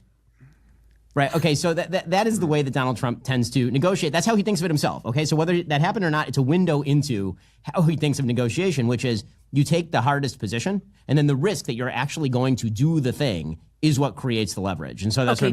Yeah, actually, nakasulat. Tingin ko, yun nga, ganun yung tema nung ano niya, yung diskarte ni Trump. Which is to some people, or a lot of people, probably, parang hindi sila makapaniwala na totoo yun. And again, wala tayo doon. Hindi natin alam kung nangyari talaga yun o hindi. 'Di ba? Pero yun ang sinasabi niya. And that's how uh, uh, pagdating dun sa tema, consistent yung mga kwento ni Trump about that. And also, it aligns doon sa ideology niya in ano about negotiating. Meron kasing yung libro kasi ni Trump na matagal niya nang nasulat yun, 90s pa ata or 80s. Ang title nun is yung Art of the Deal. Art of the Deal. Libro ni Trump yun, Donald Trump. And one of the main ideas there is the big ask. Big ask ang tawag niya. Ang ibig sabihin nun, kung meron kang gusto na makikipag-deal ka sa isang tao, let's say magbebenta ka ng, o kaya sweldo, makikipag-negotiate ka ng sweldo, 'di ba? So, ang sweldo na tingin mo okay sa let's say okay ka na ng 100K a month. Kunyari, 100K a month. Parang parang hindi ka nalugi, 'di ba? Hindi ka nalugi doon. Of course, you can always use a bigger pay, pero kumbaga hindi na masama ang loob mo pag naka 100K a month ka. Okay? So, at the negotiating table, ang gagawin mo pag tinanong ka ng sweldo, sa halip na 100K ang ibigay mo, ang sasabihin mo 200, 'di ba? Which is absurd na let's say hindi naman talaga depende dun sa job mo or dun sa laki ng company, 'di ba? Parang it would be absurd to give you 200K. Eh di sasabihin nung hindi pwede yung 200K, parang masyadong malaki naman, ganyan ganyan. So, ang gagawin mo magsisimula ka dun sa absurd na mataas until mapababa mo na let's say kung pumayag siya ng 150, 'di ba? Edi ano ka, sabihin mo, but we can do 150, 'di ba? Or either makaabot ka dun sa 100, at least ano ka na. Kumbaga, and instead of magsimula ka na 100, yung pagtawad niya magsisimula dun sa 100. So mababawasan yung potential kita mo. So you'll just end up siguro mga 80K ka na lang, 'di ba? Kasi nagsimula yung sinabi mong ask na initial is 100, 'di ba? So alam mong tatawad yung hindi pwede eh. So at saka wala kang potential na mas tumaas dun sa 100 mo. Kumbaga hanggang 100 ka na lang talaga kasi dun ka nagsimula. 'Di ba? So yun yung strategy, yun yung isang main idea doon sa libro ni Donald Trump, yung Art of the Deal, the big ask. And obviously, yun ang ginagawa niya dito sa tawag dito. Yun ang ginagawa niya dito sa mga negotiation nila doon kaya mo sabi niya absurd eh. Pag pumasok ka, inyunyuk namin ang Moscow. 'Di ba parang, paano kung gawin ko nga? 'Di ba? Whether again, like, just like what Ben said, whether that is true or not, it follows the same idea, 'di ba? I'm saying about tariffs. Okay, and that's a nice transition to immigration because earlier in this conversation, Sam, had taken Trump and, the Trump campaign literally at their word that they're going to deport millions and millions of people. Do you believe that Trump's actually going to do that if he wins? No. I think that he's going to focus on deporting criminal illegal aliens. I think that he is going to work on closing the border as it currently stands. I think that he's going to reinstall Remain in Mexico. I think that he's going to re-implement the asylum interpretation policies that were pertaining at the border at the time that he was in office. And I think that when Trump himself is questioned on this, it depends who's doing the questioning. So very often you'll hear him say to friendlies, sure, it's going to be the biggest deportation in American history. We're going to round everybody up. We're going to throw them all out. They can't stay. And then when you drill down, then it'll turn out that and J.D. Vance does this too. He'll start talking about, well, we really have to focus on the criminal illegal aliens first. We have to focus on the people who we don't want in our country. Because in reality, the amount of resources that would it take in order to deport that number of illegal immigrants, the sort of fracture in American life that it would create would be politically unpalatable. I mean, Sam himself has said that Trump is sort of a pragmatist when it comes to this sort of stuff. He thinks the ends of his pragmatism are his own personal glorification. Even if you take him by that sort of standard, I don't think that Donald Trump wants the sort of headlines that would certainly happen if the sort of full scale everybody who's illegally immigrated to the United States over the course of the last 30 years, which you're probably talking 20 million people at this point, are getting rounded up and summarily shipped south of the border. So I think that the immigration policy of President Trump looks very much like the immigration policy of President Trump in term one. And again, this will be, I think, we've said it, I've said it many times. If you believe that Trump 1 looks like Trump 2 will be better than Harris 1. If you believe that it'll be out of the box, something completely new, something that you've never seen before, or whatever he says on a given day, then I understand the trepidation. I also think that is failing of resources that would it take in order to deport that number of illegal immigrants. The sort of fracture in American life that it would create would be politically unpalatable. I mean, Sam himself has said that Trump is sort of a pragmatist when it comes to this sort of stuff. He thinks the ends of his pragmatism are his own personal glorification. Even if you take him by that sort of standard, I don't think that Donald Trump wants the sort of headlines that would certainly happen if the sort of full scale everybody who's illegally immigrated to the United States over the course of the last 30 years, which you're probably talking 20 million people at this point, are getting rounded up and summarily shipped south of the border. So, I think that the immigration policy of President Trump looks very much like the immigration policy of President Trump in term one. And again, this will be, I think, we've said it, I've said it many times. If you believe that Trump 1 looks like Trump 2 will be better than Harris 1. If you believe that it'll be out of the box, something completely new, something that you've never seen before, or whatever he says on a given day, then I understand the trepidation. I also think that is failing to interpret the gap between. I've played this game before. Hey, Barry started this entire conversation by reading a column that I wrote in 2016 about Donald Trump, in which I claimed that he was not going to be pro-free trade, that he was not going to appoint pro-life justices, in which I claimed that he was going to perhaps increase taxes, all these sorts of things. And I thought at the time, all of that is perfectly plausible because that's sort of what he'd said on the campaign trail. And then we actually got him as president. And what we got as president was a set of policies. And I liked that set of policies. And I think that he liked that set of policies because they were largely successful. And so I think he will imitate most of those policies. Sam, I think maybe the weakest, I think maybe the biggest vulnerability for Harris is the. Eto, bago ko makalimutan. Ito na lang. Kung let's say, manalo si Trump, di ba? Tapos, let's say natapos na yung term niya. I don't know if they would really wait till his last day in office, no? Pero let's say, tapos hindi naging Hitler si Trump, 'di ba? Hindi nangyari yung mga sinasabi nila or kumbaga, kasi yung pagkasabi na kala mo magugunaw ang mundo eh. Talagang existential threat eh. 'Di ba? Parang masisira yung democracy.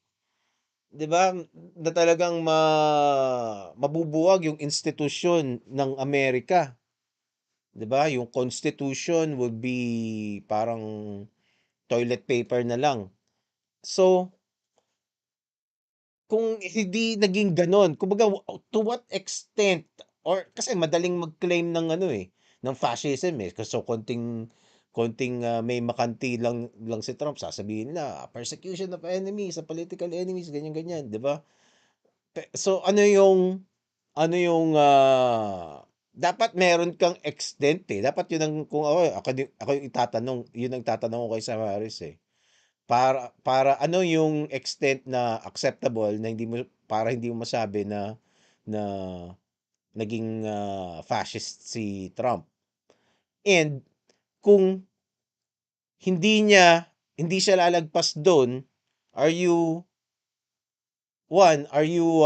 willing to consider that na possibility yon as a possibility? And kung hindi mangyayari yung mga kinakatakutan mo, will you admit na mali ka? 'Di ba? Or magme-mental gymnastics ka just to remain right? Fact that she was meant to, forgetting the actual formality of the title, that she was charged with overseeing the border, and that since January of 2020. Tapos sa matindi 'no, nung na-elect nga si Trump biglang naging Hitler. 'Di ba? Hassle yun, 'di ba? Putyang gala kay mahayop ka, Trump.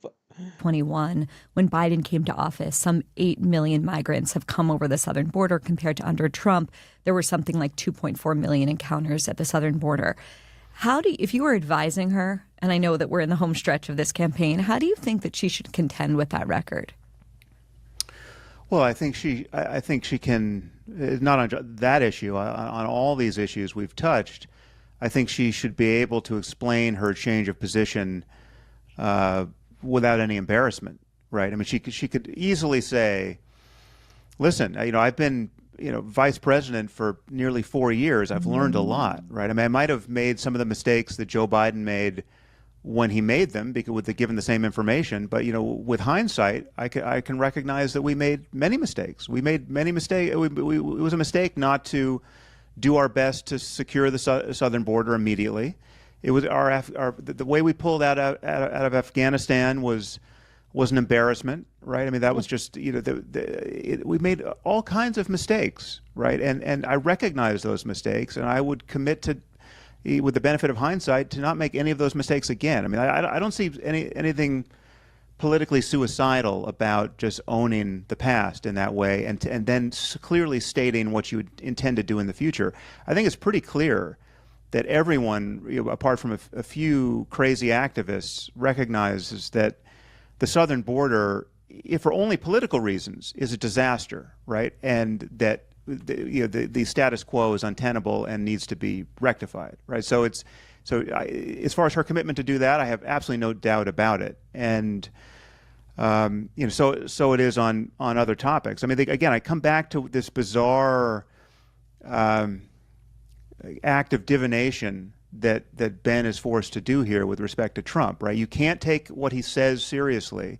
The fact that he's telling us the first thing he's going to do is deport 12 million people or 20 million people or however many people it is. You can't take that seriously. He's not going to do any of that.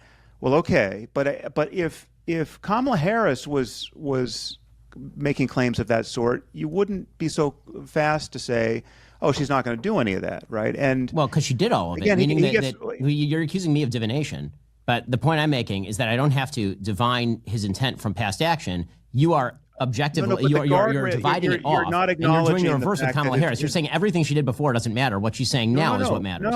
No. It's first of all, she did very little before because she was not the decider.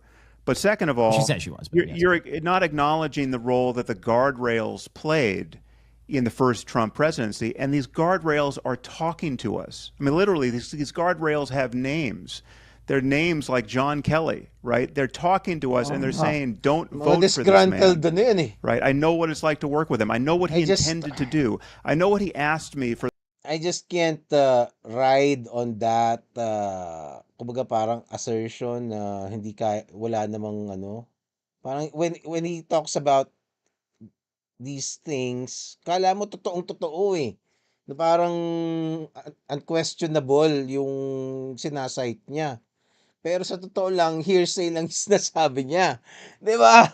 Yun ang ano eh. And if you are not aware doon sa mga balita na yon, eh, you can be swayed by what he's saying.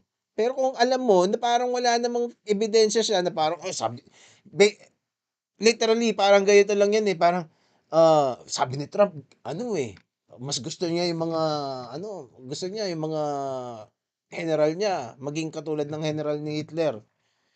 Gano'n, sabi niya yun. 'Di ba? Tapos yung news, ibinabalita yun as if kala mo meron silang video evidence ni Trump na sinabi yun. 'Di ba? So, that's it. For the 14th time to do, and I said, and I had to say no yet again, right? And the fact that you're not inclined to take any of that information on board, I view as a political problem, and it extends to everything. Like, I mean, honestly, if you just reverse the roles, if Kamala Harris had dinner with Nick Fuentes and Kanye West, I don't think I'd ever hear the end of it from you. Right Well, now, but it it's a depends. footnote to a footnote with Well, Trump. would she have dinner with Kanye West and Nick Fuentes, and then also have moved the Jerusalem embassy and legitimized the Golan Heights? Again, I and can done the freely Abraham admit Accords? I'm a fan of the Abraham Accords and many of the things that Kushner did and that Trump had him do. Yeah, I mean, I think that's it. There's no embarrassment on my side in acknowledging that. I mean, the scope of Trump's indiscretions is just so enormous, and the liability so obvious, and the testimony about that so nonpartisan, that I find it very easy to admit the things he did right and that the Democrats have done wrong. It doesn't sway the balance.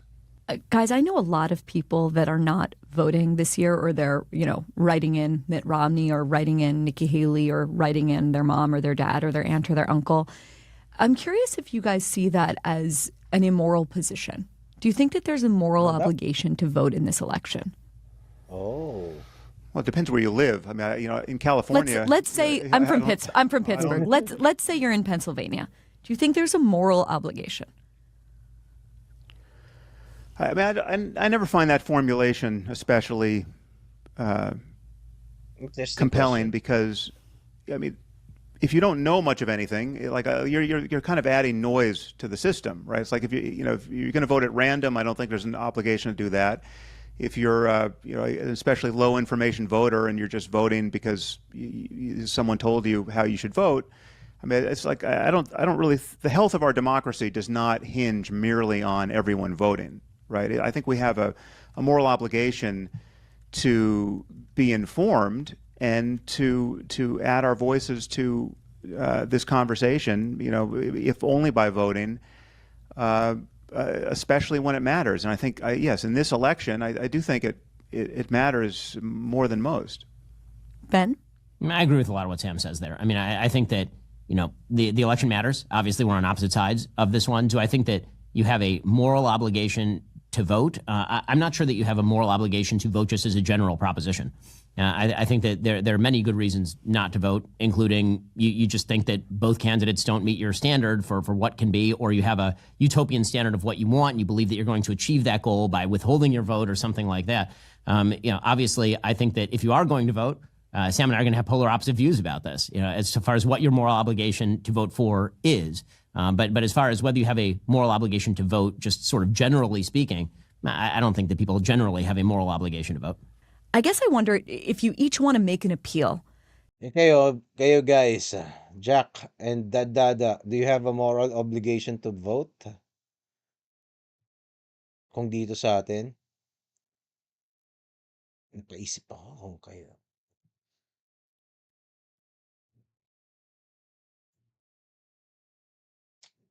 Anyway. To listeners who are undecided, and there are a lot of those people who listen to the show, and they're not undecided from a position of ignorance. They are genuinely torn about who will be the better candidate. And they are people who feel either abandoned or disgusted by both parties and feel politically homeless. Sure. So, I mean, my appeal is just this. This is an important election. Obviously, there are major political differences between the two parties. The enervation of the current Democratic Party, I think, is very important if you care about things like the health of the economy or the future of foreign policy. If you're looking at how your life will get better versus getting worse, I think that Donald Trump will do a better job of making your life better, including all the guardrails, including all the systems of government, acknowledging that the business of politics is messy. The final product of a Trump administration is going to be something that you're going to have a better time living with than you have under Joe Biden or under Kamala Harris. And as proof of that, I present the period 2016 to 2019 and then the period 2021 to 2024 by way of contrast. The argument is very simple. Are you better off than you were 5 years ago at this point? And then the question becomes Sam's question, which is, if you have not made a dispositive decision that it is impossible for you to vote for Donald Trump, if that decision has not been made, where you have overcome the obstacle of imagining to yourself that he is going to destroy democracy or that your vote for him will help destroy democracy, then the question is just one of who will implement policies you like better. And once that's the question, the clear answer is Donald Trump. And I would assume that the counter argument is just that you can under no circumstances vote for Donald Trump because there's a barrier to entry that cannot be overcome. I will notice that there has never been, nor will there be, an affirmative case for Kamala Harris because she is not going to be a good president. She can't even make the affirmative case for herself. She can't explain how she will differentiate herself from Joe Biden. And she continues to be an empty vessel for whatever the Democratic Party wants her to be at any given moment. Okay. Comment ko lang dun sa yung debating technique ni Ben Shapiro is he does this all the time pag nakikipagdebate siya. Meron siyang, of course, he prepares beforehand, 'di ba? So makikipagdebate siya basta meron siyang isang stand, which is in this case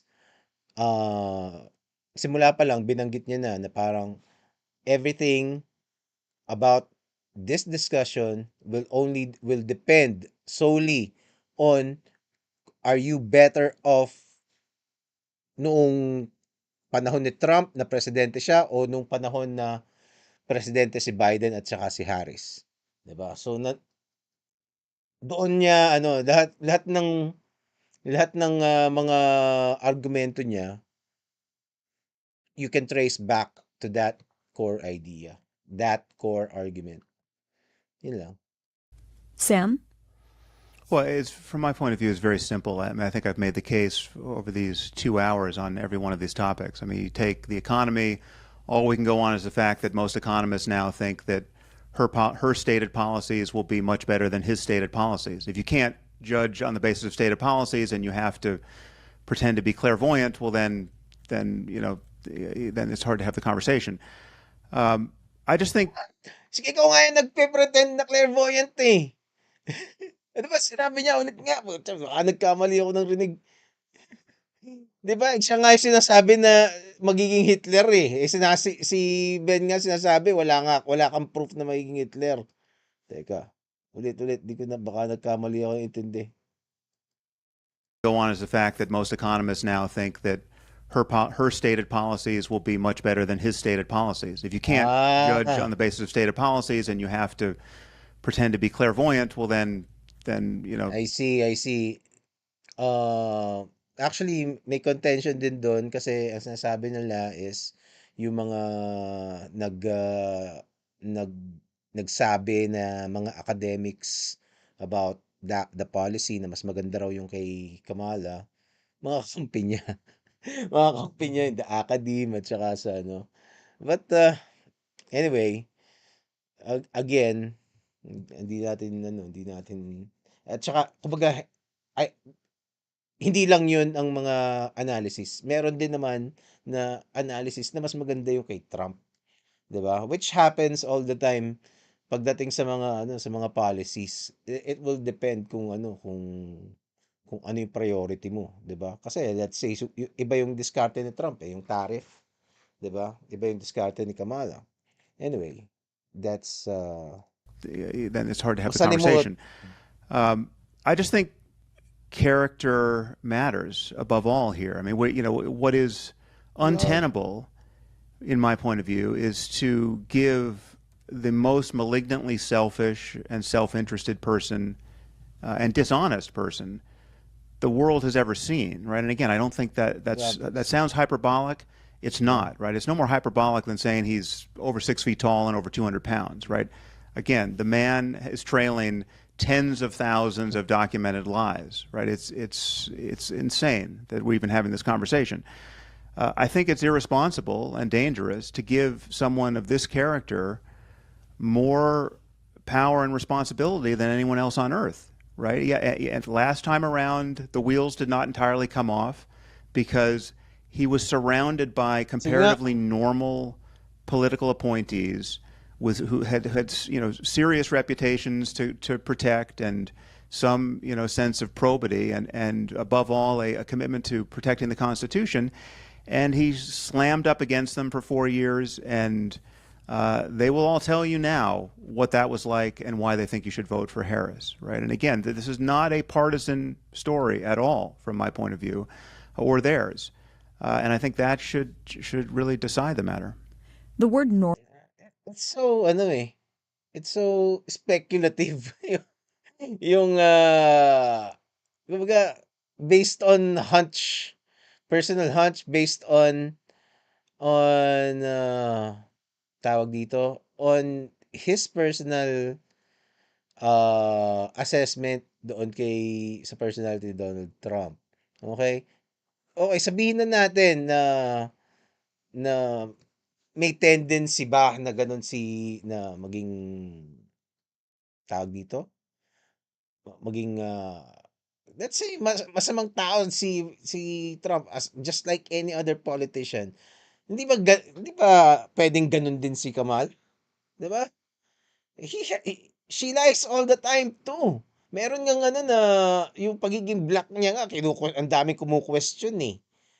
A lot of people are suspecting na hindi totoo yun. And that just Republicans, hindi nga binabanggit ni Trump yun eh. 'Di ba? Sinasabi nga ni Trump, black siya eh, 'di ba? Kumbaga parang inano niya na, she's black. Kino-correct niya pa yung si Patrick Bet David. And then but that's not just it. Si Tim Walz, yung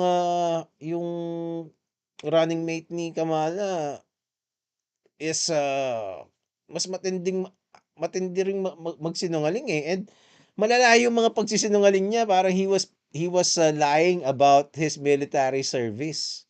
'Di ba? Tapos pa daw siya, nandun daw siya sa Tiananmen Square nung nangyari yung mga riots, which 'di ba? Hindi naman pala, 'di ba? So, 'di ba para maging pogi siya, para ini-embellish niya yung mga pangyayari sa kanya, sa buhay niya. Tapos yung ranggo niya, hindi niya sinasabi yung totoong ranggo niya, yung mas mataas na ranggo ang sinasabi niya. 'Di ba? So, si Kamala lied about Joe Biden's, 'di ba? Joe Biden's state nung imposibleng hindi niya napapansin yun eh. So, and the others, mapapatagal lang tayo lalo, matatapos na. Normal has come up a lot in this conversation. Like, what is normal politically? And I think if Good question. If I can sort of like look at us from 10,000 feet, or maybe look at us from pre-2016, I kind of see the way that politics has maybe deformed everybody involved. In other words, Sam, one of the strongest critiques against you that's made a lot, and it came up a little bit in this conversation, is the idea that you have TDS, Trump derangement syndrome, basically a hatred of Trump so profound that impairs your otherwise, profoundly good judgment. And Ben, I think people would look at you and say, you're Mr., character is destiny. You're a social conservative. You care about character more than almost anything else. You think it's our destiny, and here you are making excuses for Trump. Is there a way for us to escape? Maybe this is too stonery or philosophical a question, but is there a way for us to escape the way that politics is maybe forcing us to compromise our principles, or perhaps you guys don't see it that way. But that's one thing that I'm leaving this conversation thinking about. Well, I would respond to the TDS claim. I think I might have already said this somewhere, but I just think, I think TDS is a cute meme, and it serves to shut down conversation. But the real Trump derangement syndrome, from my point of view, is to imagine that Trump's character flaws don't matter, right? I mean, that's to not care about a politician who lies with this kind of velocity and perversity about everything under the sun. Good To spin. not care that that you have someone who, as a sitting president, wouldn't commit to a peaceful transfer of power, right? And maintains the lie that he won the 2020 election when there's absolutely no evidence that he did and abundant evidence that he didn't. Actually, pwede naman talaga eh. Kung ayaw mong maniwala, basta ang importante, umalis ka. Para sa akin kasi hindi ko gets yung ano eh, yung fuzz about a person who lost and and still thought he won. 'Di ba madaming ganyan kasi ako na fan ako ng UFC eh, 'di ba? Madami dun, feeling nila sila nanalo, 'di ba? Tapos dinaya sila. And kahit markado na yung record books, meron na silang loss dun, 'di ba? Hindi nila matanggap, ilang taon na, yung iba nga dekada na eh. Pero sinasabi na I won that fight, 'di ba? So I think that's just one human nature. And Donald Trump, maybe kumbaga obviously natalo siya, 'di ba? Obviously natalo siya. Pero ano niya ba 'yun? Kumbaga parang wala ba siyang karapatang maging salty about it and still tawag dito, magkaroon ng duda na baka kasi feeling niya talaga dinaya siya eh, 'di ba? And ang importante para sa akin kasi umalis siya eh, 'di ba? Wala na eh, 'di ba? Parang tawag dito, naging presidente naman si Biden eh. 'Di ba? Isang araw nga, wala pa ngang isang araw yung January 6. And yung sinasabi ng insurrection mga ano eh, mga wala naman silang mga Armalite na dala doon. Parang nag-rally lang sila doon. I don't know. I just think it is so overblown. And if Donald Trump is still saying na he believes that nananalo siya, 'di ba? Si ano nga eh, si Miriam Defensor Santiago, 'di ba? Hindi siya naniniwala na natatalo siya ni pangalan nito ni Fidel Ramos. Do we hold it against her? 'Di ba? Ewan ko lang, it's just para sa akin it's so performative. Kaya nga nung sinasabi nung mga tao, dun may mga common folk na ini-interview minsan eh. Tapos tinatanong, "What do you think about January 6?" Parang parang nakita ko lang sa news yun eh. Wala silang paki talaga, 'di ba? Kasi people understand that na parang magiging hindi ka maka-let go minsan. There are some things in your life na parang sana ginawa ko 'to or I don't know. Sa isang taong kasing yabang ni Trump, ano 'yun, parang that would be expected. Kasi he doesn't accept losing lightly eh. Pero ang ginagawa kasi nila, ang pinapalabas nila yung feeling na yun ni Trump is I don't know, could be fuel for vendetta, 'di ba? Na parang dahil Hitler nga siya, dahil meron siyang kinikim na sama ng loob. 'Di ba? Puwedeng gano'n yung yung iniisip nila do'n. Pero for me kasi parang may mga sore losers talaga. And I've met a lot of them. Si Libayan na nga lang, oh. Natalo ayaw tanggapin, eh, 'di ba? Si Butihin, lalayo pa ba tayo, dadada? Siya pa rin daw yung nanalo. Kumbaga parang Salty kasi siya, eh. Pero ano bang gagawin ni Putin? Kahit mag-iyak ng mag-iyak si Trump, pakialam po sa kanya, 'di ba? Anyway. And to not recognize that even just the maintenance of that lie and the requirement that his collaborators, like his current vice president, maintain that lie, that itself is provocative of violence, right? I mean, that is it's not. I mean, it would be worse if he solicited violence directly, but just claiming again and again and again that our democracy has been stolen and that the current president for these 4 years is totally illegitimate. That's dangerous, right? That's already a shattering of some basic norms of our democracy that we should want to unshatter. And so, yeah, I think the real derangement is to have lost sight of how pathological all this is. And so again, my appeal to normal is just that, right? This is a highly non-normal situation that we should want to get out of. And I view Harris's candidacy and her possible presidency as above all a pivot back to normal. And I get to come back to a place where we started, because I think Ben and I and you, Barry, agree about a lot of the pathology on the far left, and we worry that our institutions have lost sight of the fact that they really should be recognizing their dependency on Western values, and they should be willing to protect those values. Institutions like Harvard and the New York Times. I think all of that gets better under a Harris administration, and all of it gets worse. It's already the pendulum is already swinging back in all those institutions. Everyone's at the end of their patience with wokeness.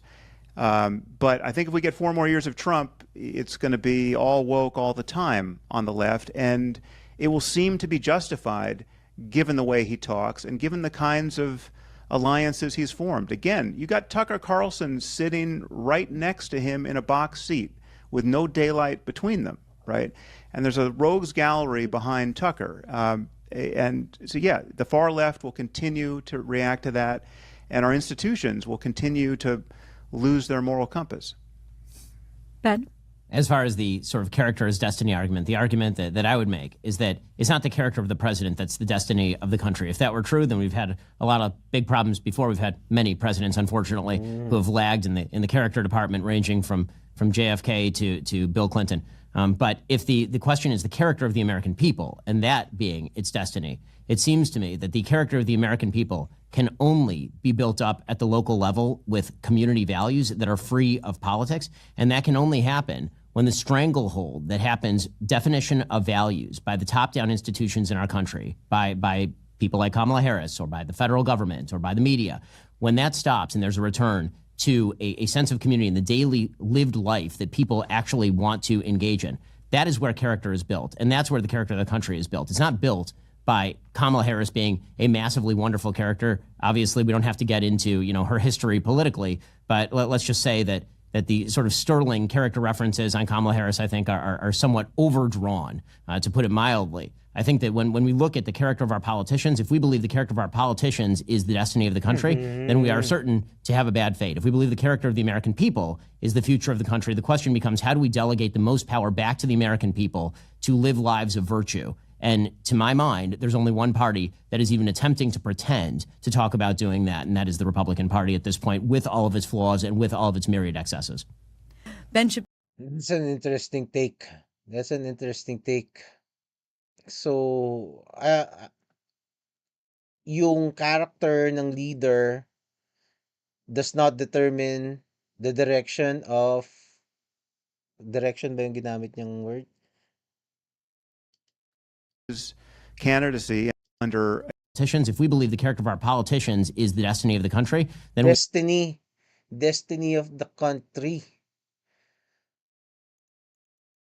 Iniisip ko kung if that applies, if the same concept applies on to the Philippines, di ba? So ang character, ang destiny, dahil sa character ni Digong, ano ang naging destiny ng Pilipinas? Kasi kung sa character din lang, si Digong walang tatalo kay Digong sa Filipino politics, 'di ba? So ano bang naging destiny ng Pilipinas nung naging I would have to rethink that to think about it more. Okay? Tapusin na natin 'to, malapit We na. are certain to have a bad fate. If we believe the character of the American people is the future of the country, the question becomes how do we delegate the most power back to the American people to live lives of virtue? And to my mind, there's only one party that is even attempting to pretend to talk about doing that, and that is the Republican Party at this point, with all of its flaws and with all of its myriad excesses. Ben Shapiro, Sam Harris, my fantasy Harris Shapiro ticket. Thank you so much for coming on, honestly. Thanks a lot. Thank you, Barry. Great to see you both. Thanks for watching this debate. If you liked what you see here and feel like the country needs more fearless, high-intensity That's a great debate. Props to both Ben and Sam, 'di ba? How I wish how I wish we see that kind of conversation happening here in amongst Pinoy influencers, 'di ba? Yung ganun mga influencers sa kanila, 'di ba? Anong meron tayo? Ban at buy, 'di ba? Sino pa? Si Richard Daydarian na siguro yung pinaka ano, minsan kaso masyado silang ano eh, masyadong sabagay itong sina Ben Shapiro naman kitang-kita mo naman yung political leanings din talaga. Um, I suppose, I don't know. I don't know. That will never happen here. I don't believe you, man. Ano yan?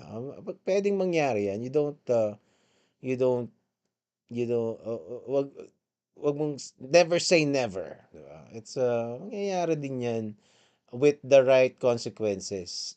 Diba? Yun lang yung ano eh. Yun lang yung mga kailangan. May kailangan lang magbago, 'di ba? And if once our society figures that out, then everything is possible, 'di ba?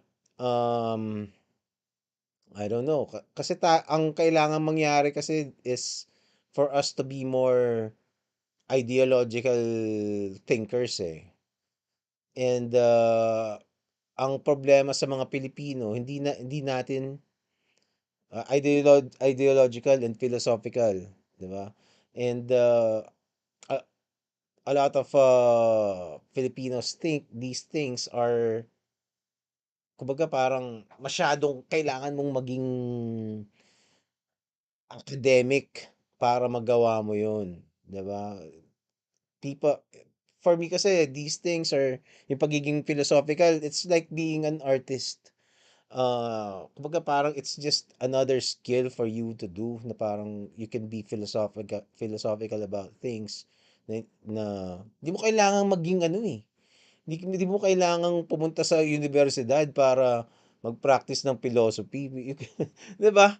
You can in the first place, once you are raised in a society, magkakaroon ka ng ano eh, ng ideology at saka mga philosophies na gagabay sa buhay mo. It's just a matter of figuring out that you are actually doing it.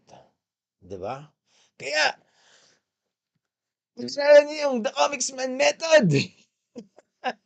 So, tawag dito, ah, anong, ang tawag dito, I would rather have that. Anong sinasabi mong rather have that, ano? You would rather have ano? Yan ba yung tinanong ko kanina? Si Donald Trump na tawag dito, magiging diktador kaysa manalo si Kamala. Kumbaga, be careful what you wish for, man. Hindi naman ano. Kasi kung nanalo si Kamala, katulad ngayon. Yun na yun. Wala magbabago si Joe Biden. Kung anong nangyayari ngayon, yan na yun. 'Di ba? Ah, sa Amerika sinasabi nila na ano, na tawag dito, yung ekonomiya, hindi daw okay, tapos ganyan, kung ano-ano pa, 'di ba? Yung mga yung mga woke yung mga woke shit like katulad ng mga transgender sa women's sports, yung immigration. Basically, kung anong estado nila ngayon, magpapatuloy-tuloy lang 'yan. Kay Trump, ang mangyayari, ano daw, ang sinasabi ni Trump, pipigilan niya yung mga he will stop the bleeding doon sa and he will make America self-sufficient. Yun ang sinasabi niya, 'di ba? And so kung let's say tama sila, naging Hitler si Trump, that would be worse than nangyayari ngayon, 'di ba? So hindi maganda 'yun. Ang problema lang, hindi ako naniniwala doon sa assessment nila na magiging Hitler si Trump. 'Di ba? Parang para sa akin, I don't know. That's just not how the pieces fit compared to sa pagkakaalam ko sa mga tao. I don't know. I don't know if that makes sense. Sinabi ko. Teka, ano sinabi ko? Pero alam naman natin hindi mangyayari yun. Di ba? Very unlikely kasi katulad nga ng sinasabi ni Ben, naging presidente na si Trump. Di ba? At saka, kasi it's very, ano eh, ang nakikita ko sa, it's very hard for them to open their minds to other possibilities about Trump other than him being Hitler. Na parang nagso-short circuit yung utak nila. Kahit gaano pa sila katalino, kahit kasing talino mo pa si Sam Harris. 'Di ba? Parang hindi. Hindi siya gano'n. 'Di ba? Yung problema eh. 'Di ba? Kahit anong paliwanag mo, kahit anong video pakita mo na parang or at least kahit speculation kasi sa totoo lang naman you can't really say kasi alangan namang pakita i-MRI mo pa yung si Trump, 'di ba? Kumbaga only Trump knows exactly how he thinks, how he feels, 'di ba? Pero you can ano eh, you can base things or predict what somebody might do based on one, his history, 'di ba? Kung ano ba yung ginawa niya. If you look up Trump's speeches through the years, may mga speeches siya na ginawa, may mga interviews niya siya dating back to the 70s ata or early 80s. He's talking about the same thing. He's talking about the same thing. Bata pa lang siya, nasa 30s pa lang siya noon. And the very least, I saw consistency. 'Di ba? And consistency is a good thing. Kasi okay naman yung mga sinasabi niya. 'Di ba? Kung masama yung sinasabi niya, masama yung consistency. Ano pa ba? Anyway, I suppose yun na muna. Yung idea na itinanim ng media about Donald Trump and it is easy for them to plant it to people's minds kasi para kumbaga kung si Donald Trump parang ano siya eh, kung naging artista si Raffy Tulfo, parang ganun siya. 'Di ba? Somebody insanely popular na bastos ang bunganga, na hindi maganda yung madaming nagagalit sa kanya, 'di ba? And could be judged and misconstrued unless makilala mo talaga and you find things out about the person for yourself. Anyway, nasan ba yun?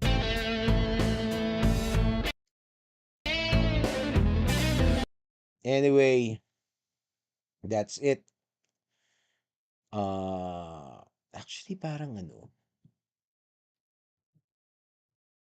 sige bukas na nga lang. Yun na lang muna. Paalam. Salamat sa inyo, Jack at saka Dada. Nasaan yun? Where's that window? Saan ko nilagay? Ito ba? Hindi yan. Ito. Salamat. Paalam.